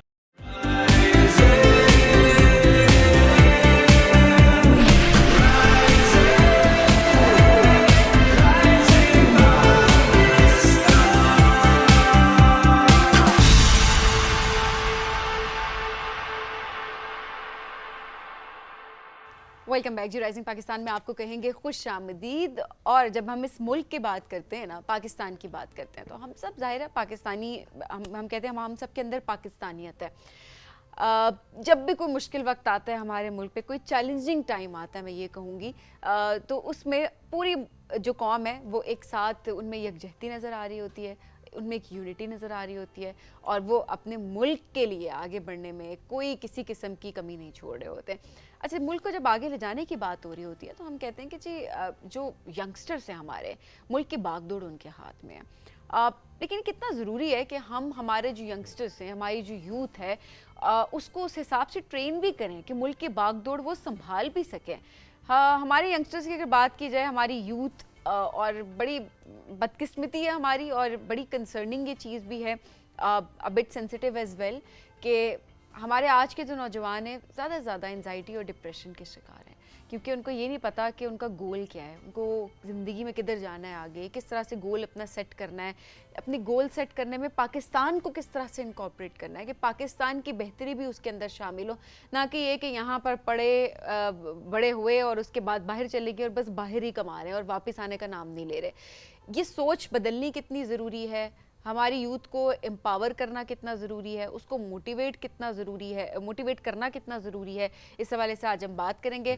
ہمارے ساتھ موجود ہیں جی لائف کوچ ہیں، موٹیویشنل اسپیکر ہیں عتیق رضا صاحب۔ السلام علیکم عتیق صاحب، کیسے ہیں آپ؟ جی الحمدللہ۔ عتیق صاحب بہت شکریہ پروگرام میں جوائن کرنے کے لیے۔ عتیق صاحب، کیا ہمارے نوجوان ایک درست سمت میں جا رہے ہیں، ایک صحیح ڈائریکشن میں آپ کو لگتا ہے موو کر رہے ہیں؟ دیکھیں، پاکستان کو دنیا میں یوتھستان کہا جاتا ہے، اور یوتھ کی جو ڈیفینیشن ہے وہ ہے کہ 15 کی ایج سے لے کے 29 تک، اور یہ تقریباً 6 کروڑ کے قریب ہیں اس وقت پاکستان میں۔ یہ جو ہماری 6 کروڑ یوتھ ہے، اس کو آپ اگر جن زی بھی کہیں، کیونکہ جن زی ہے 1996 سے لے کے اور 2014 تک جن کی پیدائش ہوئی ہے، جن کی برتھ ہوئی ہے، تو اس کو ٹیکنالوجی کے بھی چیلنجز ہیں، اس کو پرپزفل لائف کے بھی چیلنجز ہیں، اس کو امپلائمنٹ کے بھی چیلنجز ہیں، اور جیسے آپ نے کہا کہ due to exposure of technology, anxiety, depression, stress, اور پھر کچھ ورچوئل لائف، تو یہ چیلنجز ہیں۔ لیکن ہماری یوتھ بعض والوں سے بہت پروڈکٹیو اور پازیٹیو بھی ہے کہ اس وقت تقریباً 1 کروڑ پلس پاکستانی ہیں جو باہر کے ممالک میں روزگار کے لیے گئے ہوئے ہیں، اور اگر آپ یوتھ دیکھیں تو تقریباً صرف 26,000 ہیں جو چائنا میں اس وقت پڑھ رہے ہیں، اور یورپ میں 27,000 ہیں، یعنی کہ ایک بڑی تعداد ہے جو M S P H D کے لیے گئی ہوئی ہے، اور یہ youth pay back to Pakistan کا ایک تھیم بھی رکھتی ہے۔ تو لیکن شاید جس لیول کی ہمیں ان کو پلیٹ فارم دینا چاہیے، جو ڈائریکشن دینی چاہیے، اس میں ہمیں مزید ایفرٹ کرنے کی ضرورت ہے، مزید انپٹ کرنے کی ضرورت ہے۔ اچھا، ایٹ دا سیم ٹائم ہم جب پوٹینشیل کی بات کرتے ہیں اور ہم دیکھتے ہیں جو لوگ بہت اچھا پروڈکٹیو کام کر بھی رہے ہیں، آپ فری لانسنگ میں دیکھ لیں، پاکستانی یوتھ بہت اچھا پرفارم کر رہی ہے۔ ہم بہت سے ایسے مثالیں دیکھتے ہیں، وہ چاہے اسپورٹس ہے، وہ چاہے آرٹس ہے، وہ چاہے کسی بھی ڈومین کو آپ پک کر لیں، ہمیں پاکستانی یوتھ بہت آگے جاتی نظر بھی آتی ہے۔ تو پوٹینشیل کا تو خیر مسئلہ ہے ہی نہیں، وہ تو نہ صرف یوتھ کی ہم بات کریں بٹ جنرلی بھی when it comes to potential there is no question about it کہ potential کا کوئی ایشو ہے۔ ڈائریکشن کی جو آپ نے بات کی، کیا ہمیشہ ہم یہی دیکھتے رہیں، یہی سوچتے رہیں کہ کوئی ہماری انگلی پکڑ کے ہمیں چلنا سکھائے گا؟ کیا بس ہم یہی کرتے رہیں؟ کیونکہ ہم جو کمپلیننگ نیچر کی بات کرتے ہیں نا یوتھ کی، I'm so sorry to say but یہ بڑی اندر ان بلٹ ہو چکی ہوئی ہے کہ جو کام دیکھا، جو بات سنی، جو ماحول دیکھا، اس میں کمپلین کرنی ہے۔ جی ہمارے پاس تو کچھ ہے ہی نہیں، کچھ ہے ہی نہیں ہے، یہ بھی برا، وہ بھی برا، وہ بھی غلط، وہ بھی غلط، سب غلط۔ یہ اتنی کمپلیننگ نیچر ہمارے اندر کیوں ہے؟ ہم ایکسپلور کیوں نہیں کرتے اپنی صلاحیتوں کو؟ ہم ڈھونڈتے کیوں نہیں ہیں کچھ؟ ہم کچھ کرنے کی کوشش کیوں نہیں کرتے ہیں؟ ہم کیوں چاہتے ہیں کہ پلیٹ میں ملا ہوا سب کچھ ہو؟ وائی؟ دیکھیں، پاکستانی یوتھ اس وقت تقریباً $2 بلین پلس ارننگ کر رہی ہے اینولی، اور اچھی ہے، اچھی ایک وہ ہے۔ جو مسئلہ ہے زیادہ یوتھ کے ساتھ آ رہا ہے وہ ڈیو ٹو سوشل میڈیا، وہ ڈسسیٹسفیکشن کا شکار ہے بہت زیادہ، یعنی کہ جب آپ ہر وقت ہائپ میں رہیں گے کہ آپ کو دی بیسٹ شو کیا جائے گا اور آپ کی جو پریویلنگ سچویشن ہوگی وہ تھوڑی سی اس سے کنٹراسٹ ہوگا، تو یہ جو ڈفرینس ہے یہ بہت زیادہ وہ کریٹ کرتا ہے، بلیم بھی آتی ہے، ریونج کلچر بھی آتا ہے، پھر اینگر بھی آتا ہے، اور جو آپ نے بات کی کہ اس کی ایک میجر کاز ریئلٹی نہیں ہے، وہ ورچویلٹی ہے، یعنی کہ ریئل میں واقعی ہماری یوتھ کو جو اپرچونیٹیز اویلیبل ہیں وہ کم بھی نہیں ہیں۔ ہاں، اگر فوکس آؤٹ سائڈ ہو جائے گا کہ پرابلم سارے آؤٹ سائڈ ہیں، وہ پیرنٹس میں ہیں، وہ ٹیچرز میں ہیں، وہ پاکستان میں ہیں یا سوسائٹی میں ہیں، تو آپ کچھ نہیں کر پائیں گے۔ لیکن اگر آپ کا فوکس انٹرنل ہو جائے گا کہ نہیں، مجھے جو اپرچونیٹی پیرنٹس نے دی ہے یا سوسائٹی نے یا پاکستان نے، میں نے اس کو کیش کرنا ہے اور اپنے آپ کو کچھ بنانا ہے، تو پھر آپ کے پاس بہت اپرچونیٹیز ہیں، ورنہ کمپلینٹس بلیم گیم میں بھی بہت۔ بالکل ایسا، یہ موضوع میں آج رکھا بھی اس لیے کہ دیکھیں، ایک طرف ہم بات کرتے ہیں نا کہ ہم سیلیبریٹ چکے آج کریں گے، ہم تکبیر 28 مئی کو ہم سیلیبریٹ کر رہے ہیں، we should celebrate as a nation, but آگے کیسے بڑھنا ہے. دیکھیں صرف ہم یہ تو نہیں کر سکتے نا کہ جی ہمارے پاس میزائل ہے اور ہمارے پاس طیارے ہیں اور ہماری افواج پاکستان ہے, ہم صرف اس پہ ریلائی نہیں کر سکتے. ہمیں اکنامک چیلنجز بھی ہیں, ہمیں اس کو بھی اوور کم کرنا ہے. ہمیں اپنے اور جو فالٹ لائنز ہیں ان کو بھی درست کرنا ہے. سو وہ کرنے کے لیے آپ نے بڑا اچھا کہا کہ پاکستان میں چونکہ یوتھ بلج بہت زیادہ ہے, تو اگر یوتھ ہی کام نہیں کرے گی تو پھر کام ہو نہیں سکتا. سو یہ کتنا امپورٹنٹ ہے کہ ٹھیک ہے we should celebrate but we should be focused as well کہ اچھا ہمیں اب کرنا کیا ہے. جہاں پہ ہم ویک ہیں, جن فرنٹس پہ ہم ویک ہیں, ان فرنٹس پہ ہمیں آگے بڑھنا ہے. اس کے لیے پہلا سٹیپ کیا لیا جائے؟ دیکھیں میری سجیشن ہے, کافی عرصے سے میں اس کی بات کر رہا ہوں کہ 18 سال کی ایج کے بعد ہر یوتھ کو پریکٹیکل لائف میں ان ہونا چاہیے. ٹھیک ہے. اگر وہ یونیورسٹی میں بھی پڑھ رہا ہے تو 4 دن پڑھائی ہونی چاہیے, 3 دن اس کے ورکنگ ہو, چاہے وہ انٹرنشپ ہو چاہے ارننگ ہو. ہمارے یہاں پرابلم یہ ہو رہا ہے کہ یوتھ پریکٹیکل لائف میں 22, 23, 24 میں جا کے ان ہوتی ہے. صحیح بات. اور یہ لیٹ ہے, یہ لیٹ ہے کیونکہ آپ کی جو ہیبٹس ہوتی ہیں, آپ کی جو پیراڈائم ہوتی ہے سوچنے کی, وہ 22, 3 میں ڈیولپ ہو چکی ہوتی ہے. اگر 16, 17, 18, 19 میں ہی ایک اسٹوڈنٹ, جیسے باہر بھی ہوتا ہے, وہ اسٹیٹ سے لون لے یا پیرنٹ سے لون لے یا سیلف ایفرٹ کرے, اس سے ہی پریکٹیکل لائف میں ان ہو جائے گا, تو اس سے چانسز یہ ہیں کہ وہ بہت جلدی پریکٹیکل اس میں آ جائے گا. اگر وہ لیٹ کرے گا جتنا, کیونکہ بہت زیادہ ایکیڈیمکس آپ کی جو صلاحیتیں ہیں اس کو ڈیولپ نہیں کرتا ہے. خاص حد تک تو ڈیولپمنٹ ہوتی ہے. تو جو لوگ جلدی آ جائیں گے پریکٹیکل لائف میں, تو اس سے ہوپس ہو کہ ہماری یوتھ زیادہ پاکستان کے لیے بھی جو ہے وہ ایک پریگمیٹک اپروچ کے تحت, پازیٹیوٹی کے تحت جو ہے وہ ایکٹیو ہو جائے گی, اور وہ جو والدین پہ ڈپینڈنسی ہے وہ بھی کم ہو جائے گی, اور زیادہ والدین کا بھی بوجھ جو ہے وہ کم ہو جائے گا. یہ بہت بڑا پرابلم ہے. میں نے خود 5 سال یونیورسٹی میں پڑھایا ہے, اور میرا ایکسپیرینس یہ ہے کہ جس طرح کی ہماری یونیورسٹی میں کچھ 14 لاکھ اسٹوڈنٹس ہیں اس وقت جو ہماری یوتھ پیور یونیورسٹیز میں ہیں, اس میں جو ان کی ڈیولپمنٹ ہو رہی ہے وہ اس میں کافی چیلنجز ہیں. ہمیں ہمارے یونیورسٹیز کے وی سیز کو 235 کے قریب یونیورسٹیز ہیں, تھوڑا سا ریویو کرنے کی ضرورت ہے کہ یوتھ کو وہاں پر جم دیے جائیں, پریکٹیکل ایکٹیویٹیز دی جائیں, پروجیکٹس دیے جائیں, پرابلم سالونگ ماڈل پہ لایا جائے, انٹرنشپ پہ لایا جائے, اور اداروں کی بھی رسپانسبلٹی یہ ہے کہ وہ چھوٹی موٹی جابز ویکینڈس کے اوپر یوتھ کو دیں تاکہ وہ اپنی فیس خود جنریٹ کریں, ایکسپیرینس خود گین کریں. کیونکہ اگر انڈسٹری بھی صرف ایکسپیرینس لوگوں کو لے گی اور اس طریقے سے جو نیو یوتھ ہے اس کو اپرچونٹی نہیں دے گی, تو اس سے بھی پھر مایوسی. اچھا, اس میں اب دو معاملات ہیں نا. ایک تو یہ کہ میرا پرسنل اوپینین یہ ہے کہ جو پیرنٹس ہیں نا, انہوں نے بھی بہت زیادہ بچے بگاڑے ہوئے ہیں. یہ میں ایک بڑی آنیسٹ سی بات کروں گی. اس کی وجہ کیا ہے؟ اس کی وجہ یہ ہے کہ ہم جی میرا بچہ نہ کمائے. 18 سال کا بچہ, آپ جو ویسٹ کی بات کر رہے ہوتے ہیں, آپ ترقی یافتہ ممالک کی جب بات کر رہے ہوتے ہیں, وہاں پہ آپ دیکھیں تو 18 سال جو ہے ایک بہت بڑی ایج سمجھی جا رہی ہوتی ہے, جس میں پیرنٹس خود سے بچوں کو الگ کر دیتے ہیں کہ آپ انڈیپینڈنٹ ہیں, کمائیں, اور اپنی ہائر اسٹڈیز کے لیے وہ بچے خود یا اسکالرشپس لے رہے ہوتے ہیں یا وہ پارٹ ٹائم نوکریاں کر کے وہ اپنی فی پے کر رہے ہوتے ہیں. سو وہ ڈیپینڈنٹ نہیں ہوتے. یہاں ہمارا کیا مسئلہ ہے؟ یہاں ہمارا دماغ کا بہت مسئلہ ہے کہ ہم ہمیشہ یہ بات کر رہے ہوتے ہیں میرا بچہ, ابھی تو بچہ ہے یہ, ان میں 20 سال کا لڑکا, نوجوان یا لڑکی کہ جو ہماری ابھی تو بچی ہے ہماری چھوٹی, ابھی تو بچہ ہے ہمارا, اس کی تو ذہن سازی نہیں ابھی ہوئی ہوئی, باہر کیسے نکالیں جی, ہوا لگ جائے گی, یہ ہو جائے گا, وہ ہو جائے گا, پتہ نہیں کس قسم کی ہماری سوچ ہوتی ہے. اس سے ہی بچوں کو کانفیڈنس نہیں دیا جاتا. بچے کیسے ڈیپینڈنٹ نہ ہو پیرنٹس کے اوپر جب پیرنٹس نے خود ڈیپینڈنٹ کیا ہوتا ہے اپنے اوپر, نمبر 1. دوسرا, آپ اگر ویسٹ سے اس کو کمپیئر ہم کرتے ہیں کہ ٹھیک ہے وہاں پر نوکریاں کر رہے ہوتے, میں نے وہاں پر لٹرلی ایز اے ویٹر بھی کام کرتے دیکھا ہے پارٹ ٹائم. کسی بھی قسم کے پیٹرول پمپس پہ اسٹوڈنٹس ہوتے ہیں, وہ کام کر رہے ہوتے ہیں. کوئی کام چھوٹا بڑا نہیں ہوتا, کیونکہ صرف ضروری نہیں ہے کہ آپ نے کمپیوٹر چلانا سیکھنا ہے تو آپ کی اسکل ڈیولپمنٹ ہو رہی ہے. آپ باہر نکل رہے, پبلک ڈیلنگ, 18 سال کا اگر ایک نوجوان باہر نکلتا ہے اور پیٹرول پمپ پہ وہ کام کرتا ہے, تو سوچے اسے محنت کرنی آئے گی, اس کو پبلک ڈیلنگ آئے گی, اس کو پیسے کس طرح سے اکٹھے کرنے وہ اس کو پتہ ہوگا, اس کو ہر طرح کی ایک ڈیلنگ, ایک ماحول میں اپنے آپ کو انڈلج کرنا ہوگا نا. اور اس کے بعد وہ جب پڑھائی کے لیے جاتا ہے تو اس کا ایک ڈفرینٹ ذہن ہوگا. اب یہ 2 چیزیں کہ جہاں پر ہمیں ہر نوکری جو ہے, ہم بڑی نوکریوں کے اسٹیٹس کانشیس ہو گئے کہ ہمیں گھر سے نکلنا ہے تو ہمیں ایک اسٹیٹس والی نوکری چاہیے ایز اے یوتھ, اور دوسری طرف یہ کہ ہمارے پیرنٹس ہمیں نکلنے نہیں دیتے گھر سے. اب ان 2 چیزوں کو کیسے کیٹر کیا جائے؟ دیکھیں, ایک تو یہ کہ یوتھ کو یہ بات انڈرسٹینڈ کرنی ہوگی کہ میرا مستقبل میرے ہاتھ میں ہونا چاہیے. باقی جتنے فیکٹرز ہیں وہ سپورٹیو ہیں, لیکن پرابلم یہ ہوتی ہے کہ ہمارے پیرنٹس, جو آپ نے بھی بات کی, وہ بچے کو ٹوسٹر کے بجائے ریفریجریٹر میں رکھنا چاہتے ہیں ساری زندگی. وہ چاہتے ہیں کہ ریفریجریٹر ہو اور اس میں یہ سیف اینڈ ساؤنڈ رہے. حالانکہ اصول لائف کا یہ ہے کہ لائف رف اینڈ ٹف ہے. آپ کو پیپل مینجمنٹ اسکل آ ہی نہیں سکتی جب تک آپ رف پروسیس سے گزریں گے نہیں. آپ کو ہیومن انٹریکشن ان ڈیپتھ نہیں ہوگا, اور خاص طور پہ کمانے کا. جب تک یہ نہیں ہوتا ہیومن بیہیویئر سامنے ہی نہیں آتا. وہ جو ویسے بیہیویئرز ہوتے ہیں وہ یونیورسٹی میں ہوں, کالجز میں ہوں, فرینڈس کے ہوں, ٹیچرز کے ہوں, وہ بہت سپرفیشیل ہوتے ہیں, وہ ایک ورچوئل ٹائپ آف کہہ سکتے ہیں, ریئل نہیں ہوتے. تو جتنا جلدی بچے کو آپ اس سے نکال کر, اس کی وجہ کیا ہے, کیوں نہیں پا رہا, ڈیسیجن میکنگ, انیشیٹو لینا, انٹرپرینورشپ ماڈل کے اوپر پڑھانا, اسکولنگ کا جو سٹائل ہے, جو کالج کا جو سٹائل ہے, اس میں سارا فوکس ہے ڈسپلن کے اوپر. ہارمنی پر فوکس نہیں ہے, انیشیٹو لینے پر فوکس نہیں ہے, کوشچننگ پر فوکس نہیں ہے, پھر رسک لینے پر فوکس نہیں ہے, یعنی کہ بہت زیادہ سیکیورٹی.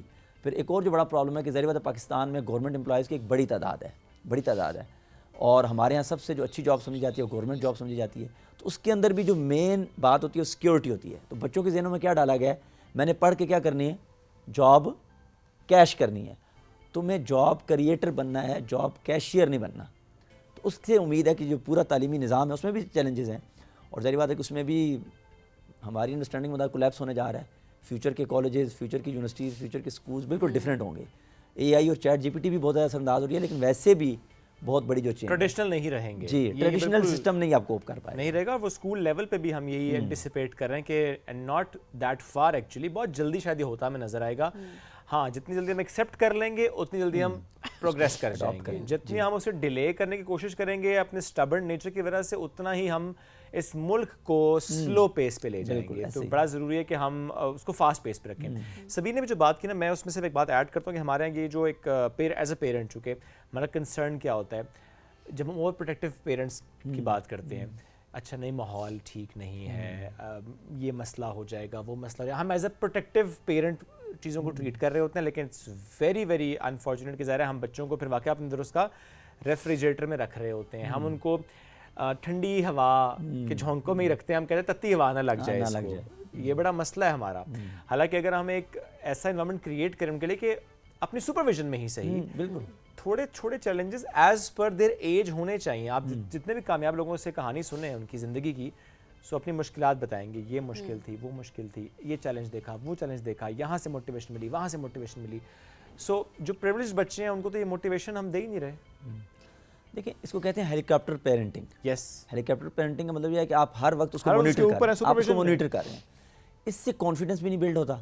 کیونکہ ایک اور جو پرابلم ہے ریسرچ کے مطابق میں اس کی بات کروں گا کہ 9 ایئرس کی ایج تک ایک بچہ, یا امریکہ میں ریسرچ ہوئی, 2.5 لاکھ مرتبہ نو کا لفظ سنتا ہے. یعنی کہ اتنی زیادہ ہیلی کاپٹر پیرنٹنگ ہو رہی ہے. اب وہ نو کا لفظ بظاہر ایک لفظ نہیں ہے, وہ سیلف امیج کو نیگیٹو کر دیتا ہے کہ میں نالائق ہوں, میں نکما ہوں, میں سست ہوں, میں رسپانسیبل نہیں ہوں, اور یہ امیج ساری زندگی پھر اس کے ساتھ چلتا ہے. تو اگر ہم بچے کو اپنے پاؤں پہ کھڑا کرنا چاہتے ہیں تو سمپل اصول یہ ہے 1 to 7 آپ اس کے ساتھ کھیلیں, انجوائے کریں اس کے بچپن کو, وہ آپ کو انجوائے کریں. 7 to 14 اس کو آداب, اخلاق, ایتھکس, موریلٹی سکھائیں, اور 14 سے 21 تک جو ہے وہ اس کو اپنا کونسلر بنا لیں, اپنا دوست بنا لیں, یا اس کو اپنے ساتھ اپنے کاموں میں انوالو کریں, اور 21 میں اس کو لانچ کر دیں کہ پھر آپ اس کو زیادہ فالو اپ نہیں کریں زندگی جس اسٹیج پر ہی ہو. تو جب تک گڈ پیرنٹنگ یا افیکٹو پیرنٹنگ نہیں ہوگی تو یوتھ کے چیلنجز آتے رہیں گے, کیونکہ یوتھ تو پروڈکٹ ہے پیرنٹنگ کی اور اسکولنگ کی یا ٹیچنگ کی. تو جب تک وہ دونوں فیکٹرز بھی کام نہیں کریں گے تو پازیٹیو یوتھ جنریٹ کرنا مشکل ہے. تو میں تو یہ کہوں گا کہ اس پروگرام کو تینوں لوگوں کو سننا چاہیے, ٹیچرز کو بھی جو ٹین ایج کو ڈیل کر رہے ہیں, پیرنٹس کو بھی جو ٹین ایج کو ڈیل کر رہے ہیں, اور یوتھ کو خود بھی. یعنی کہ تینوں ہی بڑے اسٹیک ہولڈرز ہیں, اور تینوں کو آپس میں بیٹھنا بھی چاہیے. صرف یوتھ اپنے پرابلم حل نہیں کر سکتی, کیونکہ ہماری سوسائٹی ابھی بھی ہیلی کاپٹر پیرنٹنگ ہے, بالکل ہے, اور ٹو سم ایکسٹینٹ ضرورت بھی ہے, وٹامن این بھی ہونا چاہیے. بالکل مادر پدر آزاد جو ماڈل ہے ویسٹ کا وہ بھی ایکسیپٹیبل نہیں ہے, وہ اس کے اپنے کچھ چیلنجز ہیں. اس کی وجہ سے ڈرگ ایڈکشن کے بہت سے مسائل ہیں, موبائل ایڈکشن بذات خود ایک بہت بڑا مسئلہ ہے, آئیڈینٹی کرائسس بہت بڑا پرابلم ہے, پھر اپلائیڈ لائف سکلز کا پرابلم بہت بڑا ہے یوتھ میں, پھر کریکٹر ڈیفیسٹ ایک بہت بڑا پرابلم آ رہا ہے. تو اگر آپ ان تینوں لفظوں کو لینا, آئیڈینٹی کرائسس کہ اس وقت پاکستان ایز اے نیوکلیس نہیں ہے, یہ بہت بڑی ٹریجڈی ہے, کیونکہ ہمارے ٹیچرز نے پاکستان کی محبت شفٹ نہیں کی. ریلیجن بھی اس وقت نیوکلیس نہیں ہے, ایون اپنی ذات بھی نیوکلیس نہیں ہے, فیملی بھی نیوکلیس نہیں ہے. نیوکلیس کیا ہے؟ نیوکلیس اس وقت ہو گیا ہے کٹی ہوئی پتنگ ہے, وہ جو اسے لوٹ لے, جو ٹرینڈ چلے گا ٹویٹر پہ چلے گا, اور ڈیمیجنگ ہے. ہاں ڈیمیجنگ ہے, ہو رہا ہے, یہ تو ہو رہا ہے. اور یہ تو ہمیں اس کو, میں تو مزید اگلی بات کو, کل میں نے پیرنٹنگ پہ سیشن کیا ہے 2 گھنٹے کا, اور کل دوبارہ ہمارا ایک سیشن ہے परसों हमारा, हम अलहमदा को 200+ सेशंस करते हैं इन अ मंथ। अच्छा, तो जो प्रॉब्लम आ रहा है कि इस वक्त हमारी यूथ को जो आइडेंटिटी क्राइसिस है इसको समझें। ये तो यानी कि इस वक्त पॉलिटिकल लीडर के पीछे क्यों भागती है यूथ, रिलीजियस लीडर के पीछे क्यों भागती है? आइडेंटिटी क्राइसिस है, उसको कुछ न्यूक्लियस चाहिए। न्यूक्लियस क्या होना चाहिए यूथ का? देखिए, न्यूक्लियस रिलीजन भी होना चाहिए, पाकिस्तान भी होना चाहिए, और आपकी अपनी पर्सनल सक्सेस भी होनी चाहिए, but not at the cost of others, यानी कि सर्विंग ह्यूमैनिटी के कॉज के तहत। जब आप सेल्फिश कर देंगे ना कि मेरी कामयाबी, तो मैं आपकी नाकामी को अपनी कामयाबी समझूंगा। मेरे आगे का बढ़ने का मतलब है किसी दूसरे का पीछे रह जाना। ये जो गैर जरूरी कंपटीशन में हमने डाल दिया है ना, स्कूलिंग कंपटीशन आपका अपने आप से अपने आप से और अपने कल से है, दो हाँ, चीज़ों से। मेरे गुजरे हुए कल से मेरा कंपटीशन होना चाहिए, that today should be better than yesterday, बिल्कुल। And tomorrow should be better than today. ये हमारे यहाँ वाकई सिखाया जाता है कि आपने अगर ऊपर जाना है तो दूसरे को धकेल के आपने ऊपर जाना है, ना कि ये कि आपने कर रहे होते हैं ना, कि ना कि आपने अपने रास्ते पे ऊपर जाना है, दूसरा अपनी पेस पे चल रहा है, उससे आपका कोई लेना देना नहीं है। आप अपनी पेस पे आगे चलें, ना कि किसी को खींच के आप ऊपर। और कॉम्पीट करना भी, that should be healthy competition. आप उसके अंदर डालें कि नहीं ठीक है, आपका सिबलिंग है, आपका कजन है, आपका कॉलीग है, आपका क्लास फेलो है, फाइन, इफ ही और शी इज डूइंग बेटर, तो आप जरूर कहेंगे it should be healthy competition. देखो उसने जो किया, वो उसने उसकी क्या स्किल सेट थी जो उसने जिस वजह से improve करवाया। सो आप भी वो स्किल सेट अचीव करें, बजाय इसके आप कहें कि नहीं देखा है उसने क्या कर दिया है, और फिर आप सोचते हैं कि मैं कैसे उसे गिराऊं ताकि मुझे ये जुमला ना सुनना पड़े। तो competition should be healthy, one. Second should be with in you, आपके अंदर होना चाहिए। जी जी, ये बहुत इंपॉर्टेंट बात है जो मैं कहना चाहूँ। लाइफ कोलैबोरेशन और कोऑपरेशन पे चलती है, कंपैरिजन और कंपटीशन पे नहीं चलती। जब आप इस स्कूलिंग, कॉलेज, यूनिवर्सिटी में वर्चुअल होती है ज़्यादा चीज़ें, जब आप उससे रियल लाइफ में जाते हैं तो वहाँ कोऑपरेशन, कोलैबोरेशन, टीम वर्क है। जैसे आप हैं, आपका टीम वर्क है, अगर आप आपस में कंपटीशन में आ जाएंगे तो शो नाकाम हो जाएगा। लेकिन अगर ये कोलैबोरेशन और कोऑपरेशन रहेगा तो फिर क्या हो जाएगी, वो चीज़ एक सिंक्रोनाइज हो जाएगी। इस वक्त टीम वर्क बहुत बड़ा प्रॉब्लम है, क्योंकि हमें ये सिखाया गया मी, यानी कि थोड़ा सा जेन जी का एक प्रॉब्लम है मी, कि सब कुछ मेरे लिए, आई एम द सेंटर आप नहीं है। अच्छा, ये वाकई आपने देखा है कि जेन जी का प्रॉब्लम ये ज़्यादा, फिर ये अब जेन अल्फा में भी ट्रांसफ़र हो? जी होगा, क्योंकि उसकी वजह ये है कि हमें इतना इनसिक्योर फीलिंग है अपने पेरेंट्स से भी, अपने बड़ों से भी, क्योंकि थोड़ा सा मॉडर्निटी ने हमें ट्रेडिशन में कुछ चीज़ें, ठीक है प्रॉब्लम भी थे ट्रेडिशनल, कुछ चैलेंजेस भी थे, लेकिन इतना ज़्यादा रिबेलियन कर दिया है कि हर चीज़ जो ट्रेडिशनल है शायद वो गलत है, और शायद हर चीज़ की जस्टिफिकेशन भी मैंने एक्चुअली जेन जी के, ठीक है बहुत कॉम्पिटेंट है जेन जी, मैं कहती हूँ कि आने वाली जितनी भी नई जनरेशंस होती हैं वो पिछलों से हमेशा बेहतर होती हैं। उसकी वजह ये होती है कि उनकी जहनी सलाहियत डिफरेंट होती है, उनके पास अपॉर्चुनिटीज़ डिफरेंट होती हैं, और वो बड़े इंटेलिजेंट होते हैं कि वो आगे निकल गए होते हैं। और वो ये जो आप नई नई चीज़ें देख रहे होते हैं, ये अगली जनरेशन, नई जनरेशन सी प्रोग्रेस जो है वो लेके आ रही होती हैं। बट वाकई एक चीज़ जो मैंने बहुत ज़्यादा देखी है जेन जी में, जिसको कंट्रोल करने की बहुत ज़रूरत है, वो है जी जस्टिफिकेशन। आप अगर उनको कोई बात समझाने की कोशिश करेंगे ना, वो उसकी जस्टिफिकेशन क्रिएट करके अपने आप को ठीक कह के वो ज़िंदगी में आगे बढ़ने की कोशिश करें, कि जिससे उनकी अपनी इस्लाह नहीं होती। तो ज़रूरी नहीं है कि जो चीज़ आपकी पिछली जनरेशन्स आपको बता रही हैं वो गलत ही हो। कोई चीज़ अगर ट्रेडिशनल है तो वो गलत ही है, ठीक है, आप एडवांसमेंट की तरफ ज़रूर जाएं, लेकिन एट द सेम टाइम आप ये मत भूलें कि आपको अपने ट्रेडिशंस को साथ लेकर चलना है, और आपके बड़े भी अपने एक्सपीरियंसेस की बेसिस पे बहुत अच्छी बात भी आपको कह सकते हैं।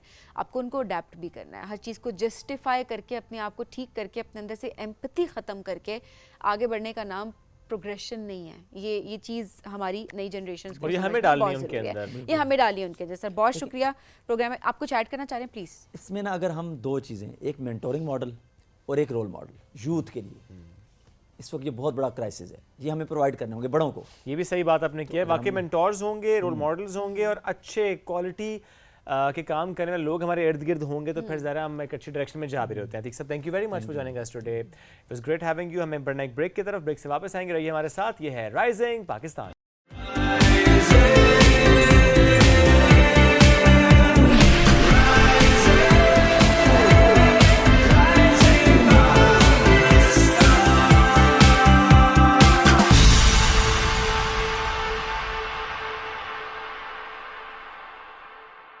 Welcome back. राइजिंग पाकिस्तान में एक बार फिर कहते हैं खुश आमदीद। और अब बात हम करेंगे कि शोरा का क्या किरदार रहा और शोरा का क्या किरदार होता है, ना सिर्फ कौम के बनने में ان کی ترجمانی کرنے میں, ان کو ایکسپریس کرنے میں, اور اسپیشلی جب ہم کہتے ہیں نا کہ سب سے زیادہ ضرورت ہوتی ہے کسی وقت کہ آپ نے قوم کو آگے لے کر چلنا ہوتا ہے, ایک ڈائریکشن دکھانی ہوتی ہے, اس وقت وہ جو کہتے ہیں نا کہ اچھا انتھوزیازم کو بڑھانا ہوتا ہے, تو ہم دیکھتے ہیں کہ اس میں ادب کا بڑا تعلق ہے, اس میں شاعری کا بڑا تعلق ہوتا ہے. سو آج ایک ایسے ہی زبردست مہمان نے میں جوائن کی, تو آپ انہیں اسکرین پہ کئی دفعہ دیکھ چکے ہیں, نہ صرف ہمارے مہمان کے طور پہ بلکہ ایز اے ہوسٹ بھی آپ ان کو پی ٹی وی پہ دیکھ چکے ہیں. Is a wonderful host as well, اور ساتھ میں شاعری کو کس طرح سے انہوں نے کہتے ہیں نا نئے دور کے حساب سے ڈھالنا بہت بڑی بات ہوتی ہے, اینڈ دین اگین اس کو ایکسپریس کرنا ایک آرٹ ہے. سو وہ بڑے کم لوگوں میں ہم نے دیکھا ہے جو معیار پہ اتر رہے ہوتے, تو ہی از ون آف دیم جو کہ کوالٹی پہ بڑا بلیو کرتے ہیں, اور ہم سب ان کو پاکستان ٹیلی ویژن کی اسکرین پہ بہت زیادہ دیکھتے ہیں. ہمارے ساتھ موجود ہیں جی مشہور شاعر ہیں شکیل جاذب صاحب. السلام علیکم شکیل صاحب. جی بہت شکریہ for such a wonderful and generous introduction. Sir thank you so much for joining us today. آپ کا آنا واقعی ہمارے لیے باعث فخر ہے, ہمیشہ آپ کے ساتھ ملاقات کرके بڑا اچھا ہی لگ رہا ہوتا ہے. بہت شکریہ. روٹین کیسے چل رہی ہے آج کل؟ بس روٹین, کام اور کام. اچھا قائد اعظم کہ آپ کال پہ چل رہے ہیں مکمل طور پہ, کام اور صرف کام. لیکن یہ انگریزی والا کام نہیں ہے, یہ اردو والا کام ہے. یہ بڑا ضروری ہوتا ہے کہ اتنا کام نہیں ہو جانا تو ہوتا. کام میں سفر کتنا ہے؟ دیکھیں یہ کام کے ساتھ تو پھر یہ وہ سفر ہے شرط, مسافر نواز بوتیرے, تو کام جب ہوتا ہے تو پھر سفر بھی ہوتا ہے, پھر باقی ساری چیزیں بھی ہوتی ہیں. اور آپ تو بہت سفر میں رہتے بھی ہیں. ہاں بس اردو والے کے شاعری بھی ہمیں سفر میں رکھتی ہے اور کام بھی سفر میں رکھتا ہے. That's very true. اچھا پہلے تو آج کے دن کی مناسبت سے بڑا امپورٹنٹ جو کہ دن یوم تکبیر کی مناسبت سے آج ہمارا شو بھی ہے 28 مئی, اور ایسے میں چونکہ ہم آگے پوچھیں گے بھی آپ سے کہ شعراء کا کردار کیا تھا اور کیا ہوتا ہے, بٹ جنرلی تھوڑا سا بتائیں آج کے دن کی مناسبت سے وہ ہاؤ ڈو یو فیل دس, کیونکہ ظاہر ہے دن ہمیں یاد دلاتا ہے. میں تو سب سے پہلے تو پوری قوم کو مبارکباد دیتا ہوں آج کے دن کے حوالے سے. پاکستان کی تاریخ میں جو چند بڑے دن ہیں, جو چند اہم ترین دن ہیں, آج کا دن ان میں سے ہے. بے شک. اور دیکھیے یہ کوئی معمولی بات نہیں ہے. ٹھیک ہے, جنگ شاعر تو خیر شاعر کے لیے یا کسی بھی حساس دل آدمی کے لیے جنگ یا تباہی کبھی بھی کوئی ایک ویلکم چیز نہیں رہی, لیکن جس ماحول میں ہم لوگ رہ رہے ہوتے ہیں, جو ہماری انوائرمنٹ ہے, جو ہمارے ہمسائے ہیں, اور جہاں ہمیں اپنی سروائیول کا خطرہ ہوتا ہے, تو پھر وہاں آپ کو ایک منیمم لیول آف ڈیٹرنس جو ہے نا وہ مینٹین رکھنا ضروری ہوتا ہے. وہ اس لیے نہیں ہوتا کہ اس سے خدا نخواستہ آپ کسی کو تباہ کریں گے یا وہ کریں گے, لیکن وہ ایک ڈیٹرنس جس کو کہتے ہیں کہ کوئی دوسرا آپ پہ حملہ آور نہ ہو, یا اگر کوئی دوسرا آپ پر حملہ کرنے کا سوچے تو اس سے کم از کم 100 دفعہ سوچنا پڑے کہ اچھا اگر میں اسے کچھ کہوں گا تو اس کے پاس یہ ہتھیار موجود ہے. تو وہ الحمدللہ پاکستان واحد اسلامی ملک ہے دنیا کا جس کے پاس یہ طاقت ہے, اور یہ it's a matter of pride. اس میں میں تو یقین کریں کہ میرے لیے یہ واقعی فخر کی بات ہے. آج ہم جب پوری دنیا میں جب ہم دیکھتے ہیں نا مسلمان ممالک کے ساتھ جو ہو رہا ہے, آپ فلسطین سے لے کے اور عراق تک اور شام تک اور جہاں جہاں پر بھی آپ دیکھ رہے ہیں, تو وہاں افغانستان, تو بنیادی کیا وجہ ہے کہ جب مسلمان یا جب کوئی بھی قوم, ضروری نہیں مسلمان, کوئی بھی قوم جب وہ اپنی حفاظت یا اپنے اس ایک معیار سے نیچے اترتی ہے تو پھر وہ دنیا کے لیے ایک بڑا آسان ہدف ہوتی ہے, ایک بڑا ولنریبل ہو جاتی ہے. اور یہ تو شکیل صاحب نے ثابت بھی ریسنٹلی کیا ہے نا. جی الحمدللہ اگین پوری قوم کو یہ مبارکباد. یہ مئی کا مہینہ جو ہے وہ ہمارے لیے اس سال بھی جو ہے وہ اس میں جو یہ ایک بڑی فتح نصیب ہوئی ہے, اور دشمن نے جس طرح سے, یعنی جو ایک روایت ہے ہمارے دشمن کی کہ وہ ان پرووکڈ اور بغیر بتائے جس طرح سے وہ حملہ کرتا ہے, لیکن میں مبارکباد دیتا ہوں افواج کو بھی اور پوری قوم کو بھی کہ جس طرح سے ہماری ایئر فورس نے, جس طرح سے ہماری پاک فوج نے اس کو رسپونڈ کیا ہے, پوری دنیا میں اس کی مثال نہیں. صحیح بات, بالکل ایسے ہی. اور انفیکٹ ہماری عوام کو بھی کس طرح سے عوام دیکھیے تمام اختلافات بھلا کے, ہر چیز بھلا کے, لوگ ایک جان ہو کے انہوں نے اپنی فوج کا ساتھ دیا, انہوں نے اپنے ملک کے ساتھ کھڑے ہوئے. اور دیکھیے یہ ملک ہے تو ہم ہے, ثابت کیا سب نے کہ پاکستان سب سے پہلے ہے, سب سے پہلے پاکستان ہمارے لیے ریڈ لائن. اچھا بہت سارے لوگ یہ بات بھی کر رہے تھے شعیب, شکیل صاحب مجھے بڑا اچھا لگا سوشل میڈیا پہ جب وہ ایکسپریس کر رہے تھے, انہوں نے کہا کہ پاکستان سے ہم پیار تو کرتے تھے, ہمیں پتہ تھا ہمیشہ سے, ملی نغمے لگاتے تھے 14 اگست کو یا ایسا کوئی بھی نیشنل ڈے آ جاتا تھا. انہوں نے کہا اس بات کا اندازہ ہمیں اس سارے ٹائم میں ہوا کہ پاکستان ہمیں سب سے زیادہ عزیز ہے, کہ ہم کتنا اس ملک سے پیار کرتے ہیں, اس مٹی سے ہم کتنا پیار کرتے ہیں, اس کا اندازہ ہمیں اس سے پہلے کبھی تھا ہی نہیں. دیکھیے یہ میرا خیال ہے کہ پچھلی 2 جنریشنز میں غالباً یہ پہلی دفعہ اس طرح سے ڈائریکٹ जंग का कोई एक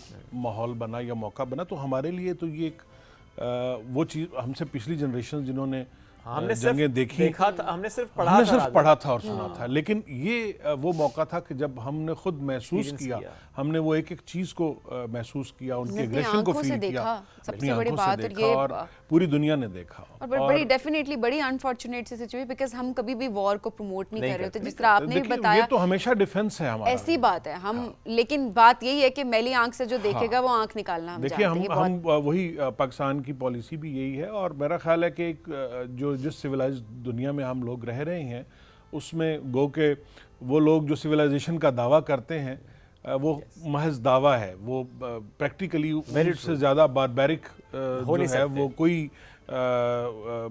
कौम नहीं गुजरी, तारीख में नहीं गुजरी। पिछली बड़ी जंगें भी उठाकर देख लें, इतनी तबाही किसी ने नहीं मचाई जितनी ये आज के सो कॉल्ड सिविलाइज्ड नेशन ने मचाई है। लेकिन पाकिस्तान का भी यही दावा है कि हम कभी एग्रेशन को पसंद नहीं करते, और ना ही कभी हम एग्रेशन की सपोर्ट करते। बिल्कुल ऐसे ही। और लेकिन अगर कोई हमें ये समझेगा कि वो अपने मकसद के लिए, या वो हमें दबा कर या हम पे हमला करके हमें किसी काम के लिए मजबूर कर सकता है, तो फिर उसके लिए हमारे पास वो क्या कहते हैं कि मुंह तोड़ जवाब है, और जवाब खुद बताता है कि जवाब कितना ज़रूरी था। ये बड़ा इंपॉर्टेंट है। ये मुल्क जो है, मुल्क है तो हम हैं, इस मुल्क के लिए तो ऐसी सब कुछ बात है, कुर्बान हम सब जान कुर्बान करने को तैयार होते हैं, इसमें ऐसी कोई शक, कोई इसमें कोई शक है ही नहीं। और किसी आपने भी तरह का। शायरों की शकील बात साहब? की, मैं जी, माजरत please। चाहता हूँ। देखिए, अल्लामा इकबाल रहमतुल्लाह अलैह से लेके और आज तक, यानी हर दौर में मुसलमानों के अंदर जो एक आज़ादी की तहरीक जो पैदा की गई, या बड़े सगीर के लोगों में आज़ादी की, उसमें शुरा का बहुत बड़ा किरदार रहा। फिर उसके बाद 65 की जंग हो, 71 की जंग हो, ये आज का जो माहौल हो, हर दौर में, हर ज़माने में जो लिखने वाले हैं, जो शायर हैं, वो हालात की नब्ज़ पे उनका हाथ होता है, और वो देख रहे होते हैं। और ये मैं आपको बताऊं कि दुनिया की सबसे मुस्तनद तारीख जो होती है ना, वो शायरी होती है। मुस्तनद तारीख शायरी। जी, क्योंकि आप हर तरह की तारीख को मैनिपुलेट कर सकते हैं, लेकिन उस अहद की जो शायरी होती उसको है, नहीं कर सकते। उसको आप मैनिपुलेट नहीं कर सकते, और वो उस शायरी के अंदर जो है वो उस अहद पूरा छुपा होता है। पूरा अहद छुपा होता है। सही बात है।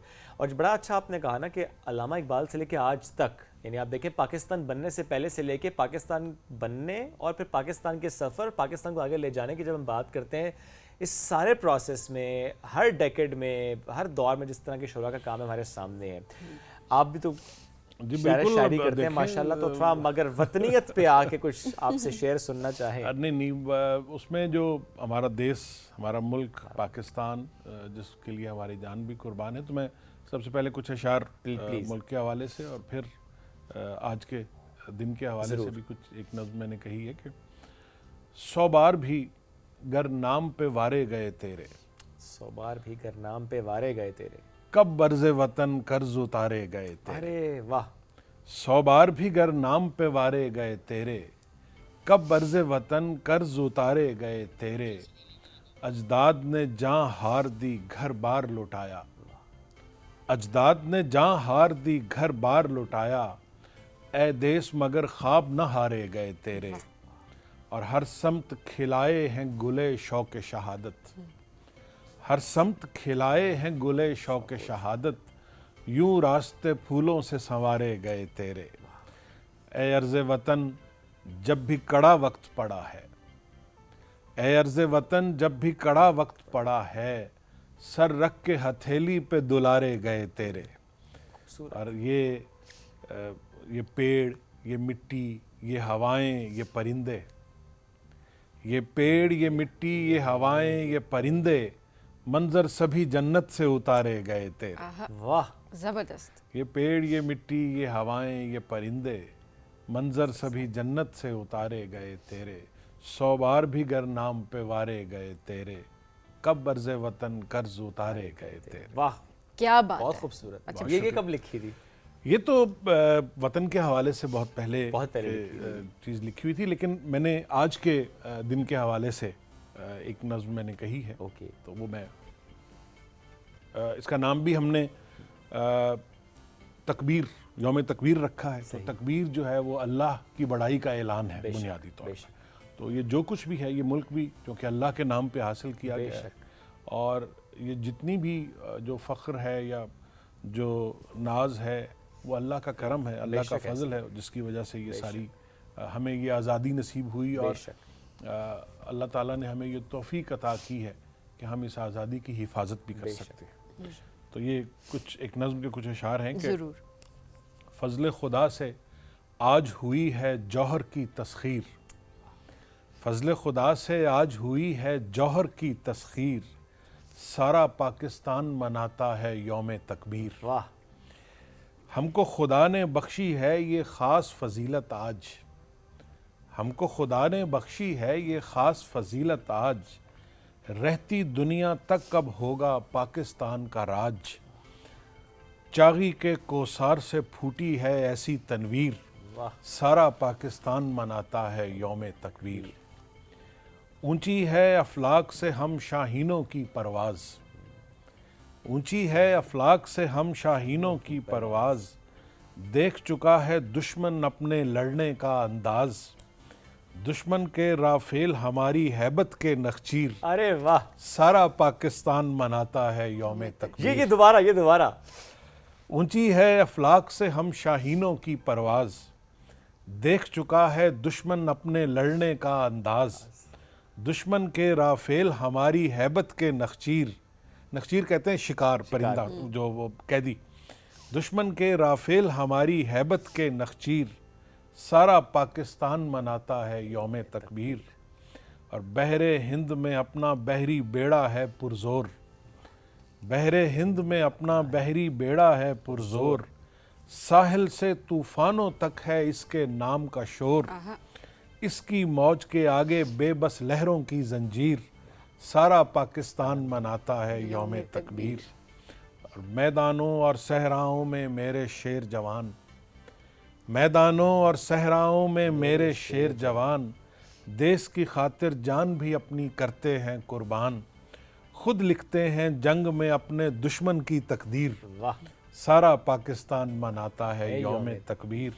فضل خدا سے آج ہوئی ہے جوہر کی تسخیر, سارا پاکستان مناتا ہے یوم تکبیر. زبردست. بہت پیارا. لکھتے ہوئے تو جذبات آپ کے ویسے ہی مجھے جو آپ نے الفاظ استعمال کیے, مجھے لگتا ہے شاید وہ بھی جسٹس نہیں کر پا رہے ہیں جو آپ کے اپنے احساسات کے اندر کے. اصل میں چونکہ یہ شاعری کا بنیادی طور پر تو یہ آپ کے فیلنگز کا ایک عکس ہے, جذبات کا ایک عکس ہے, لیکن جو حقیقت ہے جذبات کی یا جو اصل ہے وہ بھی اس کا ایک جھلک اور ایک پرتو ہی نظر آتی ہے الفاظ میں, لیکن ظاہر ہے وہ ایک فریکشن آف اٹ. ایکچولی ضروری کتنی ہے شاعری ہر دور میں؟ یہ بڑا اچھا سوال ہے آپ کا. دیکھیں شاعری جو ہوتی ہے نا, یہ اس کا تعلق انسان کے احساسات سے اور انسان کے جذبات سے. آج جس طرح ایک دور روا روی کا چل رہا ہے اور جس میں سب جس کو نفسا نفسی کا ایک عالم ہے اور ایک دوسرے سے آگے نکلنے کی دوڑ ہے, تو سب سے اس میں جو پہلا شکار ہوا ہے اس ترقی میں وہ آپ کے احساسات اور آپ کے جذبات ہیں, جن کو کچلا گیا. اقبال نے کہا تھا کہ ہے دل کے لیے موت مشینوں کی حکومت, احساس مروت کو کچل دیتے ہیں آلات. تو یہ وہ اس زمانے میں آغاز تھا. آج ہم آہستہ آہستہ اس کی پیک کی طرف جا رہے ہیں, اور ہمارے یہ احساسات اور جذبات جو ہے ان کے اندر سے انسانیت جس کو ہم کہتے ہیں, جو ہیومینیٹیرینزم جو ہے وہ ختم ہوتا جا رہا ہے. اس کو اگر زندہ رکھنا ہے ہم نے اپنے آنے والی نسلوں میں, اس کو اگر ہم نے برقرار رکھنا ہے کہ کسی ایک انسان وہ اچھا ڈاکٹر ہو سکتا ہے, اچھا انجینئر ہو سکتا ہے, اچھا بزنس مین ہو سکتا ہے, لیکن وہ اچھا ڈاکٹر, اچھا انجینئر اور اچھا بزنس مین اس ملک کے لیے اور اس قوم کے لیے فائدہ مند تب ہوگا اگر اس کے اندر کا اچھا انسان بھی زندہ ہے. صحیح بات ہے. اور اگر اس کے اندر کا اچھا انسان زندہ نہیں ہے تو وہ ڈاکٹر جو ہے وہ کسائی ہوگا, صحیح بات, وہ انجینئر جو ہے وہ ایک تباہ کار ہوگا, اور وہ بزنس مین جو ہے وہ ایک لوٹ کسوٹ کرنے والا آدمی رہ جائے گا. تو جو شاعری ہے یا جو ادب ہے کسی بھی زبان کا, کسی بھی معاشرے کا, اس کا بنیادی مقصد یہ ہوتا ہے, اور یہ اسے ہم اگر ہم اسکول لیول سے, کالج لیول سے اپنے بچوں کے اندر اگر ہم اس چیز کو ان کے اندر پڑھنے کی عادت ڈالیں یا ان کے اندر شاعری کی اور موسیقی کی اور اس کی محبت ڈالیں گے, تو اس سے ان کے اندر جو احساسات ہیں, اس کے اندر جو جذبات ہے, جو حساسیت ہے, जो इंसानियत है जिसको हम कहते वो हैं पैदा होगी, वो पैदा होगी और वो पनपेगी। जिंदा हाँ, रहेगी। वो जिंदा रहेगी, बड़ा जरूरी क्योंकि है। बुनियादी आपके जो बुनियादी मयारात है ना मुआशरे के, जो कदरें हैं, वो आपके अदब से और आपकी शायरी से ही जिंदा रहती है। यही आपको यही मुआशरे की कदरों का तयन करते सही हैं बात है। कि क्या चीज़ अच्छी है, क्या बुरी है, क्या बिहेवियर अच्छा है, क्या बिहेवियर बुरा है। वरना तो आप जस्टिफाई करते हैं कि सिर्फ अगर प्रॉफिट मेकिंग जो है, प्रॉफिट मैक्सिमाइजेशन को अगर आप जस्टिफाई करना शुरू कर देंगे तो आपके अंदर किसी तरह की इंसानियत बाकी नहीं रहेगी। बिल्कुल। और इन एक्चुअल यही तो हो रहा है। यही हो रहा है, इनफैक्ट यही हो रहा है। लेकिन मैं ये समझता हूँ कि इसमें हमारे एजुकेशनल के जो इंस्टीट्यूशंस हैं, हमारा जो मीडिया है, इसका दोनों का बड़ा किरदार है। एक ज़माना होता था, हमने भी टेलीविज़न के ऊपर प्रोग्राम चल रहे होते थे, मुशायरों के प्रोग्राम चल रहे होते थे, क्विज़ के प्रोग्राम चल रहे होते थे, तारिक अजीज़ साहब का शो, अब देखिए उसके अंदर बैतबाजी चल रही होती थी, उसके अंदर शायरों अदीबों को बुलाया जाता था।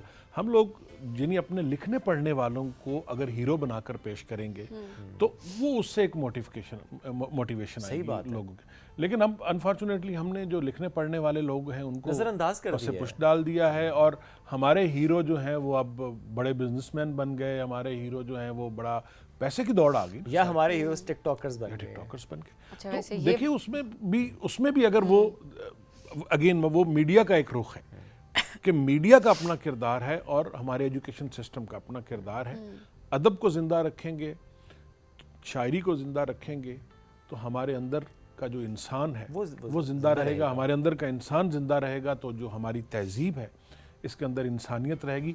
जिस तहज़ीब के अंदर इंसानियत होती है वो एक दूसरे के साथ जुड़ी होती है। ये जो हम बात कर रहे थे ना कि जब दुश्मन ने हमला किया तो हम सब एक दूसरे के साथ जुड़ गए, तो ये हमारे अंदर का एहसास जिंदा है अभी तक, जिसने हमें एक दूसरे से जोड़ा है। सही बात। लेकिन अगर हमारे अंदर का एहसास जिंदा नहीं रहेगा तो फिर हमें न मुल्क की परवाह होगी, न हमें बुजुर्गों की परवाह होगी, न किसी और की परवाह ज़ाहिर है होगी। किसी भी चीज़ की आपको परवाह नहीं होगी, आपके अंदर एहसास होना। आपने सही बात की, बहुत बड़ी इंपॉर्टेंट बात जो अभी वैसे मुझे भी रियलाइजेशन अभी हो रही है इस बात की कि वाकई पहले जो है वो इंटेलेक्चुअल्स होते थे जो कि हमारे हीरोज़ होते थे। आज देखें वाकई हमारे हीरोज़ कौन हैं। ठीक है, नो डाउट हर कोई अपने फील्ड में एक अच्छा इज्जत के साथ काम कर रहा है, वो absolutely it's their choice, but still हमने वो बैलेंस भी बरकरार नहीं रखा ना। मुस्तंसर हुसैन तारड़ साहब, बहुत इस तरह बड़े-बड़े के नाम बड़े-बड़े रोजगार नाम शख्सियत आप अगर हमारे। देखें, जी, जी। अमजद इस्लाम अमजद साहब, बड़े-बड़े नाम आप देखें, उनके इफ्तिखार आरिफ बाद साहब हैं, किशोर नाहिद साहिबा हैं, बड़े नाम है जी, बहुत बड़े-बड़े और ये वो सारे नाम है जो कि पिछले दौर के, जो कि अब चल रहे हैं और आज भी हमारे लेजेंड्स हैं। लेकिन आज के दौर में देखें, क्या ऐसा कोई भी हमारे सामने इंटेलेक्चुअल सामने आया? नहीं।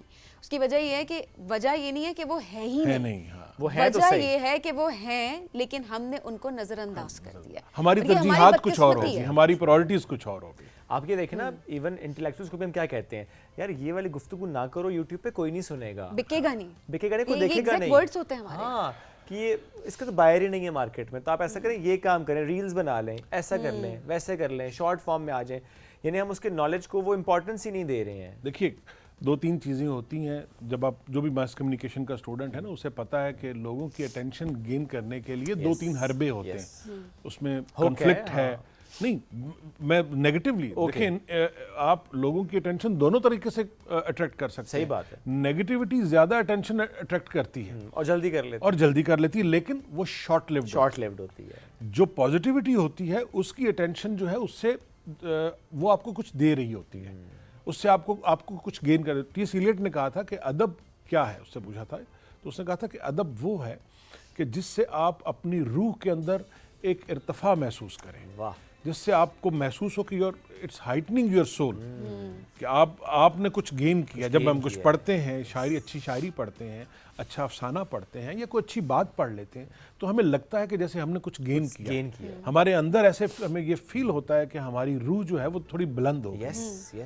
तो वो जो रूह की बुलंदी है वो सोच की बुलंदी के साथ ही वो मशरूत है, और वो आपके जो है वो अदब है और शायरी है, और ये इस तरह की चीज़ें हैं जो आपको एक सही इंसान बनाने के लिए, या एक देखिए हमारा जो अल्टीमेट कुरान का भी जो हदफ है, या नबी करीम सल्लल्लाहु अलैहि वसल्लम का, या इस्लाम का भी जो हदफ है, वो इंसान को एक मुकम्मल इंसान, एक कामिल इंसान बनाने के लिए। तो कामिल इंसान की अल्लाह ने भी क्या तारीफ़ की है, وہ وہی ہے کہ جسے دوسروں کا احساس ہو. دوسروں کا احساس ہو. صحیح بات ہے. دوسروں کو کی فکر ہو, دوسروں کی فکر, احساس ہو, ایک بیٹر ہیومن بننے کی دوڑ میں ہو, ایک بیٹر سوسائٹی کو شیپ اپ کر رہا ہو, چیزیں بہتری کی طرف لے کر جا رہا ہو. یہ بڑا امپورٹنٹ ہوتا ہے. حدیث نبوی ہے نا کہ خیر الناس من ينفع الناس, تم میں سے بہتر وہ ہے جس نے کسی کے لیے فائدہ پہنچایا. یہ بڑا ضروری ہے. اور یہ جو بات ابھی ہو رہی ہے نا کہ اچھا کتنا ضروری ہے ادب, کتنی ضروری ہے شاعری ایک بہتر انسان بننے کے لیے, آپ کے اندر اس کو زندہ رکھنے کے لیے. اسکول لیول یا گھر, یہ بڑے امپورٹنٹ دونوں باتیں ہو گئی. کیونکہ ہم نارملی کیا دیکھتے ہیں کہ نہیں صبح آپ کے اسکول ہے, اس کے بعد آپ کا سونے کا ٹائم ہے, پھر قاری صاحب نے آ جانا ہے, پھر آپ کا ٹیوشن ہے, تھوڑا سا آپ کھیلنے کے لیے بھی آج کل ہم صرف فون دے رہے ہیں. اس میں آپ کو پورا دن گزر گیا ہے. اس میں اگر کسی بچے کو سم ہاؤ کسی محفل میں شوق پیدا ہو رہا ہے کہ اچھا مجھے شاعری کرنی ہے یا مجھے میوزک کی طرف جانا ہے, مجھے ادب کی طرف جانا ہے, سو پیرنٹس ڈسکریج کر رہے ہوتے ہیں کہ don't waste your time here. بلکہ آپ کماؤ گے کیسے, اس طرف چلے جاؤ گے. میں آپ کو مزے کی بات بتاؤں, باہر کی جتنی یونیورسٹیز ہیں جن کو اب ہم اس وقت بڑا وہ فالو, اس میں گریجویشن کے کورسز میں بھی آپ کو پتہ ہے کوئی, یعنی چاہے آپ کمپیوٹر سائنسز پڑھ رہے ہیں, چاہے آپ انجینئرنگ پڑھ رہے ہیں, چاہے آپ کچھ بھی پڑھ رہے ہیں, اس میں آپ کو کچھ نہ کچھ کریڈٹس کلاسیکل میوزک کے لیے یا پوئٹری کے لیے یا لٹریچر کے لیے آپ کو دینے پڑتے ہیں. وہ آپ کے کریکلم کا پارٹ ہے, حالانکہ اس کا اس سے براہ راست نہیں ہے, کوئی کریڈٹ آورز نہیں ہے, لیکن مینڈیٹری بھی ہے. وہ مینڈیٹری اس لیے ہے کہ اس سے آپ کی شخصیت کی تعمیر ہوتی ہے, اور یہی اصل بنیاد ہے, اور اسی پر تو فوکس کرنا ہے. لیکن آپ نے یونیورسٹی کی بات کی نا شکیل صاحب, یہ اسکول میں انٹروڈیوس کرنا کتنا ضروری ہے. کیونکہ دیکھیں جب بچے کو آپ ایک انیشیل لیول پہ انٹروڈیوس کرائیں گے تب اس کا شوق پیدا ہوگا, تب اس میں کریٹیوٹی آئے گی. میں آپ کو ابھی یہ وطن کی بات ہو رہی تھی نا, تو مجھے یاد ہے کہ میں پرائمری میں تھا تو وہ ہمیں ہمارے سلیبس میں وہ نظم بھی تھی, چاند میری زمیں پھول میرا وطن.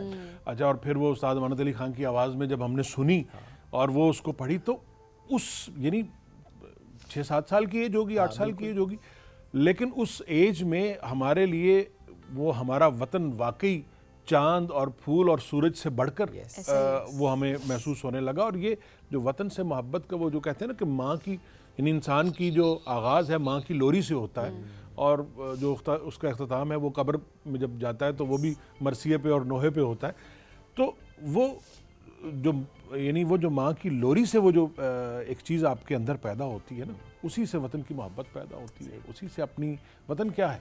وطن جو ہے وہ صرف ایک یہ خطہ زمین نہیں ہے, وہ اس خطہ زمین میں بسنے والے لوگ ہیں, وہ اس خطہ زمین میں جو لوگ آپ ایک دوسرے کے ساتھ بولیاں بول رہے ہیں وہ ہے, وہ جو ایک دوسرے کے ساتھ معاملات کر رہے ہیں وہ ہے, ہمارا جو تہذیب ہے, ہماری جو کلچر ہے وہ ہمارا وطن. یہ ساری چیزیں, اور یہ ساری چیزیں ہمارے, یہ ساری چیزیں مل کے ہمارا وطن. اور ہمارے اندر جو آپ بات کریں نا کہ ہمارے لیے وہ لو چاند میری زمین میرا وطن, یہ ہمارے اندر جذبات ڈالے گئے ہیں. میرے دہقاں یوں ہی ہل چلاتے رہیں, میری مٹی کو سونا بناتے رہیں, اور بے شمار اس طرح کے ترانے اور نظمیں جو وطن سے متعلق تھیں, جو ہمارے بلیف سے متعلق ہیں, جو ہمارے اعتقادات سے متعلق ہیں. اب یہ چیزیں جب شاعری کے ذریعے آپ بچے کو سکھائیں گے تو اسے ساری زندگی نہیں بھولیں گی, وہ اس کے لاشعور کا حصہ بن جائے گی. لیکن آج کا دور تو کچھ ایسا ہو گیا ہے کہ ٹھیک ہے ہمیں دنیا کے ساتھ چلنا ہے, لیکن دنیا بھی دیکھیں وہ اپنی تہذیب نہیں چھوڑتی ہے, اپنی زبان نہیں چھوڑتی. یہ ہم شاید ان چیزوں میں نا ہم کمپلیکس کا بہت شکار ہو چکے ہیں کہ ہم اسکول میں نا فائن لگاتے ہیں بچہ اگر اردو زبان میں بات کر رہا ہے, اردو کی کلاس میں بھی انگریزی میں بات ہو رہی ہوتی ہے, یا الاؤڈ صرف اردو اس ٹائم ہوتی ہے جب اردو کی کلاس چل رہی ہوتی ہے. اور شاعری تو ایسے ہمارے بچے بڑا پراؤڈلی بتا رہے ہوتے ہیں اپنی فیملی میں بیٹھ کے, جی ہمیں تو اردو نہیں آتے, میرے لفظ سمجھ نہیں آیا. پیرنٹس بہت فخر کے ساتھ بتا رہے ہوتے ہیں میرا بچہ وہ اردو میں بہت ویک ہے. سو یہ ہم جس کمپلیکس کا شکار ہو گئے نا, اس نے واقعی بہت سارے جذبات ہمارے بچوں کے اندر سے ختم کر دیے, بلکہ وہ جذبات کبھی ابھر کے ہی سامنے آئے, بچوں کو پتہ ہی نہیں ہے کہ جذبات اس طرح کے ہوتے کیا ہیں. تو یہ جو ہماری تہذیب ہے نا, اور یہ جو ہمارا وطن سے پیار ہے, اور اسپیشلی جو ادب ہے, اس کے ذریعے جو ہم اپنے وطن کا پیار اپنے بچوں کے اندر ڈالتے ہیں نا, یہ بہت ضروری ہے. اور یہ واقعی گھر پہ بہت ضروری ہے کہ پیرنٹس کریں ایسا جس طرح ہمیں بتایا جاتا تھا, نغمے لگائے دیے جاتے تھے, 14 اگست پہ جھنڈیاں آتی تھی, کوئی نیشنل ڈے ہوتا تھا, ہمیں سیلیبریشن کا ہمارے اندر وہ جذبہ ہوتا تھا, وہ دھاگے پہ اسے لگاتے تھے, اور پھر مقابلہ ہوتا تھا کہ سب سے اچھا گھر کس نے سجائے گا. ایگزیکٹلی. سو یہ چیزیں جو ختم ہوتی جا رہی ہیں انہیں ہم نے ریوائیو کرنا ہے, انہیں ہم نے زندہ کرنا ہے, اور جہاں پر زندہ ہر شہر میں اونچے سے اونچا پرچم لگایا جاتا تھا, پورے محلے میں سب سے اونچا پرچم کس کا, یہ کمپٹیشن فنکشن ہوتا تھا. اب تو واقعی اس طرح سے سجاوٹ نہیں ہوتی, لیکن سمین بڑا درست کہا کہ ہمیں خود کرنا ہے ایک نئے انداز میں ہی سے, لیکن ہمیں خود کرنا ہے. At the end of the show sir کوئی شعر یا کوئی بات جب سبین کرنا نے چاہتے ہیں. جیسے وہ ابھی بات کی نا, تو بچوں کو جو پڑھانے والی اور زبان کی, تو میں یہ کہتا ہوں کہ ماہر لسانیات بھی اور ماہر نفسیات یہ کہتے ہیں کہ ایک بچہ جو ہے وہ 4 سے 5 زبانیں بڑے آرام سے سیکھ سکتا ہے, لیکن مادری زبان وہ اسکول میں نہیں سیکھ سکتا. ہمیشہ دوسری زبان وہ اسکول میں سیکھ سکے گا. مادری زبان اسے اپنے گھر سے سیکھنی پڑے گی, اسے گھر سے آئے گی. اگر آپ اسے مادری زبان نہیں سکھائیں گے, وہ اسکول میں مادری زبان نہیں سیکھ سکتا. اسکول میں وہ فرینچ سیکھ سکتا ہے, اسکول میں وہ انگریزی سیکھ سکتا ہے, اسکول میں وہ جرمن سیکھ سکتا ہے, کوئی بھی زبان سیکھ سکتا ہے. مثلا ہم نے 6ٹھی جماعت میں جا کے ABC سیکھی ہے. صحیح. اس زمانے میں تو پہلی 5 جماعتیں جو ہیں اس میں کوئی کسی دوسری زبان کا تصور ہی نہیں ہوتا تھا. وہ اردو پڑھاتے تھے اور ہماری جو اپنی پنجابی میں کمیونیکیشن ہوتی تھی. صحیح. 6ٹھی سے ABC سیکھنی ہم نے 6ٹھی سے شروع کی تھی, اور الحمدللہ اب لیکن مسئلہ کیا ہے, یہ جو ابھی سمین نے بات کی کہ ہم اس بات پہ فخر کرتے ہیں کہ ہمارے بچے کو اردو نہیں آتی. یہ مسئلہ اصل گھر کے اندر, بلکہ آپ اسے پنجابی ہیں تو اسے پنجابی سکھائیں, آپ سندھی ہیں مادری زبان سندھی تو اسے سندھی سکھائیں, آپ بلوچی ہیں تو اسے بچے کو بلوچی میں بات کرنی آنی چاہیے, براوی ہیں تو براوی میں آنی چاہیے, کشمیری ہیں تو کشمیری میں آنی چاہیے. جو اس کی نیٹو لینگویج ہے وہ اسے آنی چاہیے, اور اسکول میں اسے جو ہماری قومی, جس کو ہم نے قومی زبان, سے تو ساری قومی زبانیں ہیں, لیکن یہ چونکہ رابطے کی قومی زبان اردو ہے جو کہ پورے پاکستان میں, بلکہ پورے پاکستان کیا یہ پورے بر صغیر میں بولی جاتی ہے. بالکل ایسے ہی. یہ اس وقت تقریباً دنیا کی اگر 6 یا 6.5 ارب آبادی ہے, تو اس میں کم از کم 1.5 سے 2 ارب لوگ جو ہیں وہ اس زبان میں کمیونیکیٹ کرتے ہیں. بالکل. وہ رسم الخط مختلف ہو سکتا ہے, لیکن وہ بولنے چالنے کی اور رابطے کی زبان اردو ہی ہے. تو اس لیے وہ یہ اسکولوں میں بھی سیکھ سکتے ہیں اور اپنی مادری زبان بھی سیکھیں. اس کے علاوہ پھر جو ہمارا نظام تعلیم ہے وہ اس میں وہ بچے سیکھتے, تو بچے کی کیپیسٹی ہوتی ہے کہ وہ سیکھ سکتا ہے, بلکہ بچے کی ہی کیپیسٹی ہوتی ہے. لیکن بچے کو جب آپ صرف ایک زبان تک محدود کر دیں گے تو آپ نے اس کی ذہنی صلاحیت کو محدود کر دیا. بالکل صحیح بات. اور یہ بھی کہا جاتا ہے کہ جتنی زیادہ جتنی زیادہ زبانیں بچہ سیکھتا ہے, اتنا اس کے سوچنے کا انداز بدلتا ہے, اتنا اس کا ذہن زیادہ وسیع ہوتا ہے, اتنا اس کا وہ زیادہ چیزیں سیکھ سکتا ہے. بالکل ایسے ہے. میں مبارک شاہ صاحب کا ایک شعر پہ اس کو ختم کرتا ہوں کہ جاتی نہیں دماغ سے لکنت خیال کی, جاتی نہیں دماغ سے لکنت خیال کی, جب لوگ سوچتے ہیں پرائی زبان میں. ارے واہ, آپ نے تو بڑا حالات کی مناسبت سے شعر تراشا ہے. دریا کو کوزے میں بند کر دیا. ماشاءاللہ شکیل صاحب, thank you very much for joining us today. It was lovely having you. اور بڑا امپورٹنٹ تھا اس دن کی مناسبت سے بات کرتے کرتے اس کا اختتام اس طرح سے کرنا کہ شعر یا شعراء کتنا کردار ان کا ہوتا ہے. بڑی بہت خوبصورت بات انہوں نے کی ہے. یہ آپ کے اندر کا انسان زندہ رہتا ہے اگر آپ ادب کو زندہ رکھتے ہیں تو زندہ رکھنا ہے ہمیں سب کو مل کر. اس کو آپ سے لیں گے اجازت. فیڈ بیک ضرور دیجیے گا, اور اس دعا کے ساتھ اس امید کرتا کہ پاکستان کے لیے کرنا ہے سب کچھ, کیونکہ پاکستان ہے تو ہمیں یہ ہماری پہچان ہے, یعنی تھی بھی, ہے بھی اور ہمیشہ رہے گی. لیں گے اجازت. اللہ حافظ.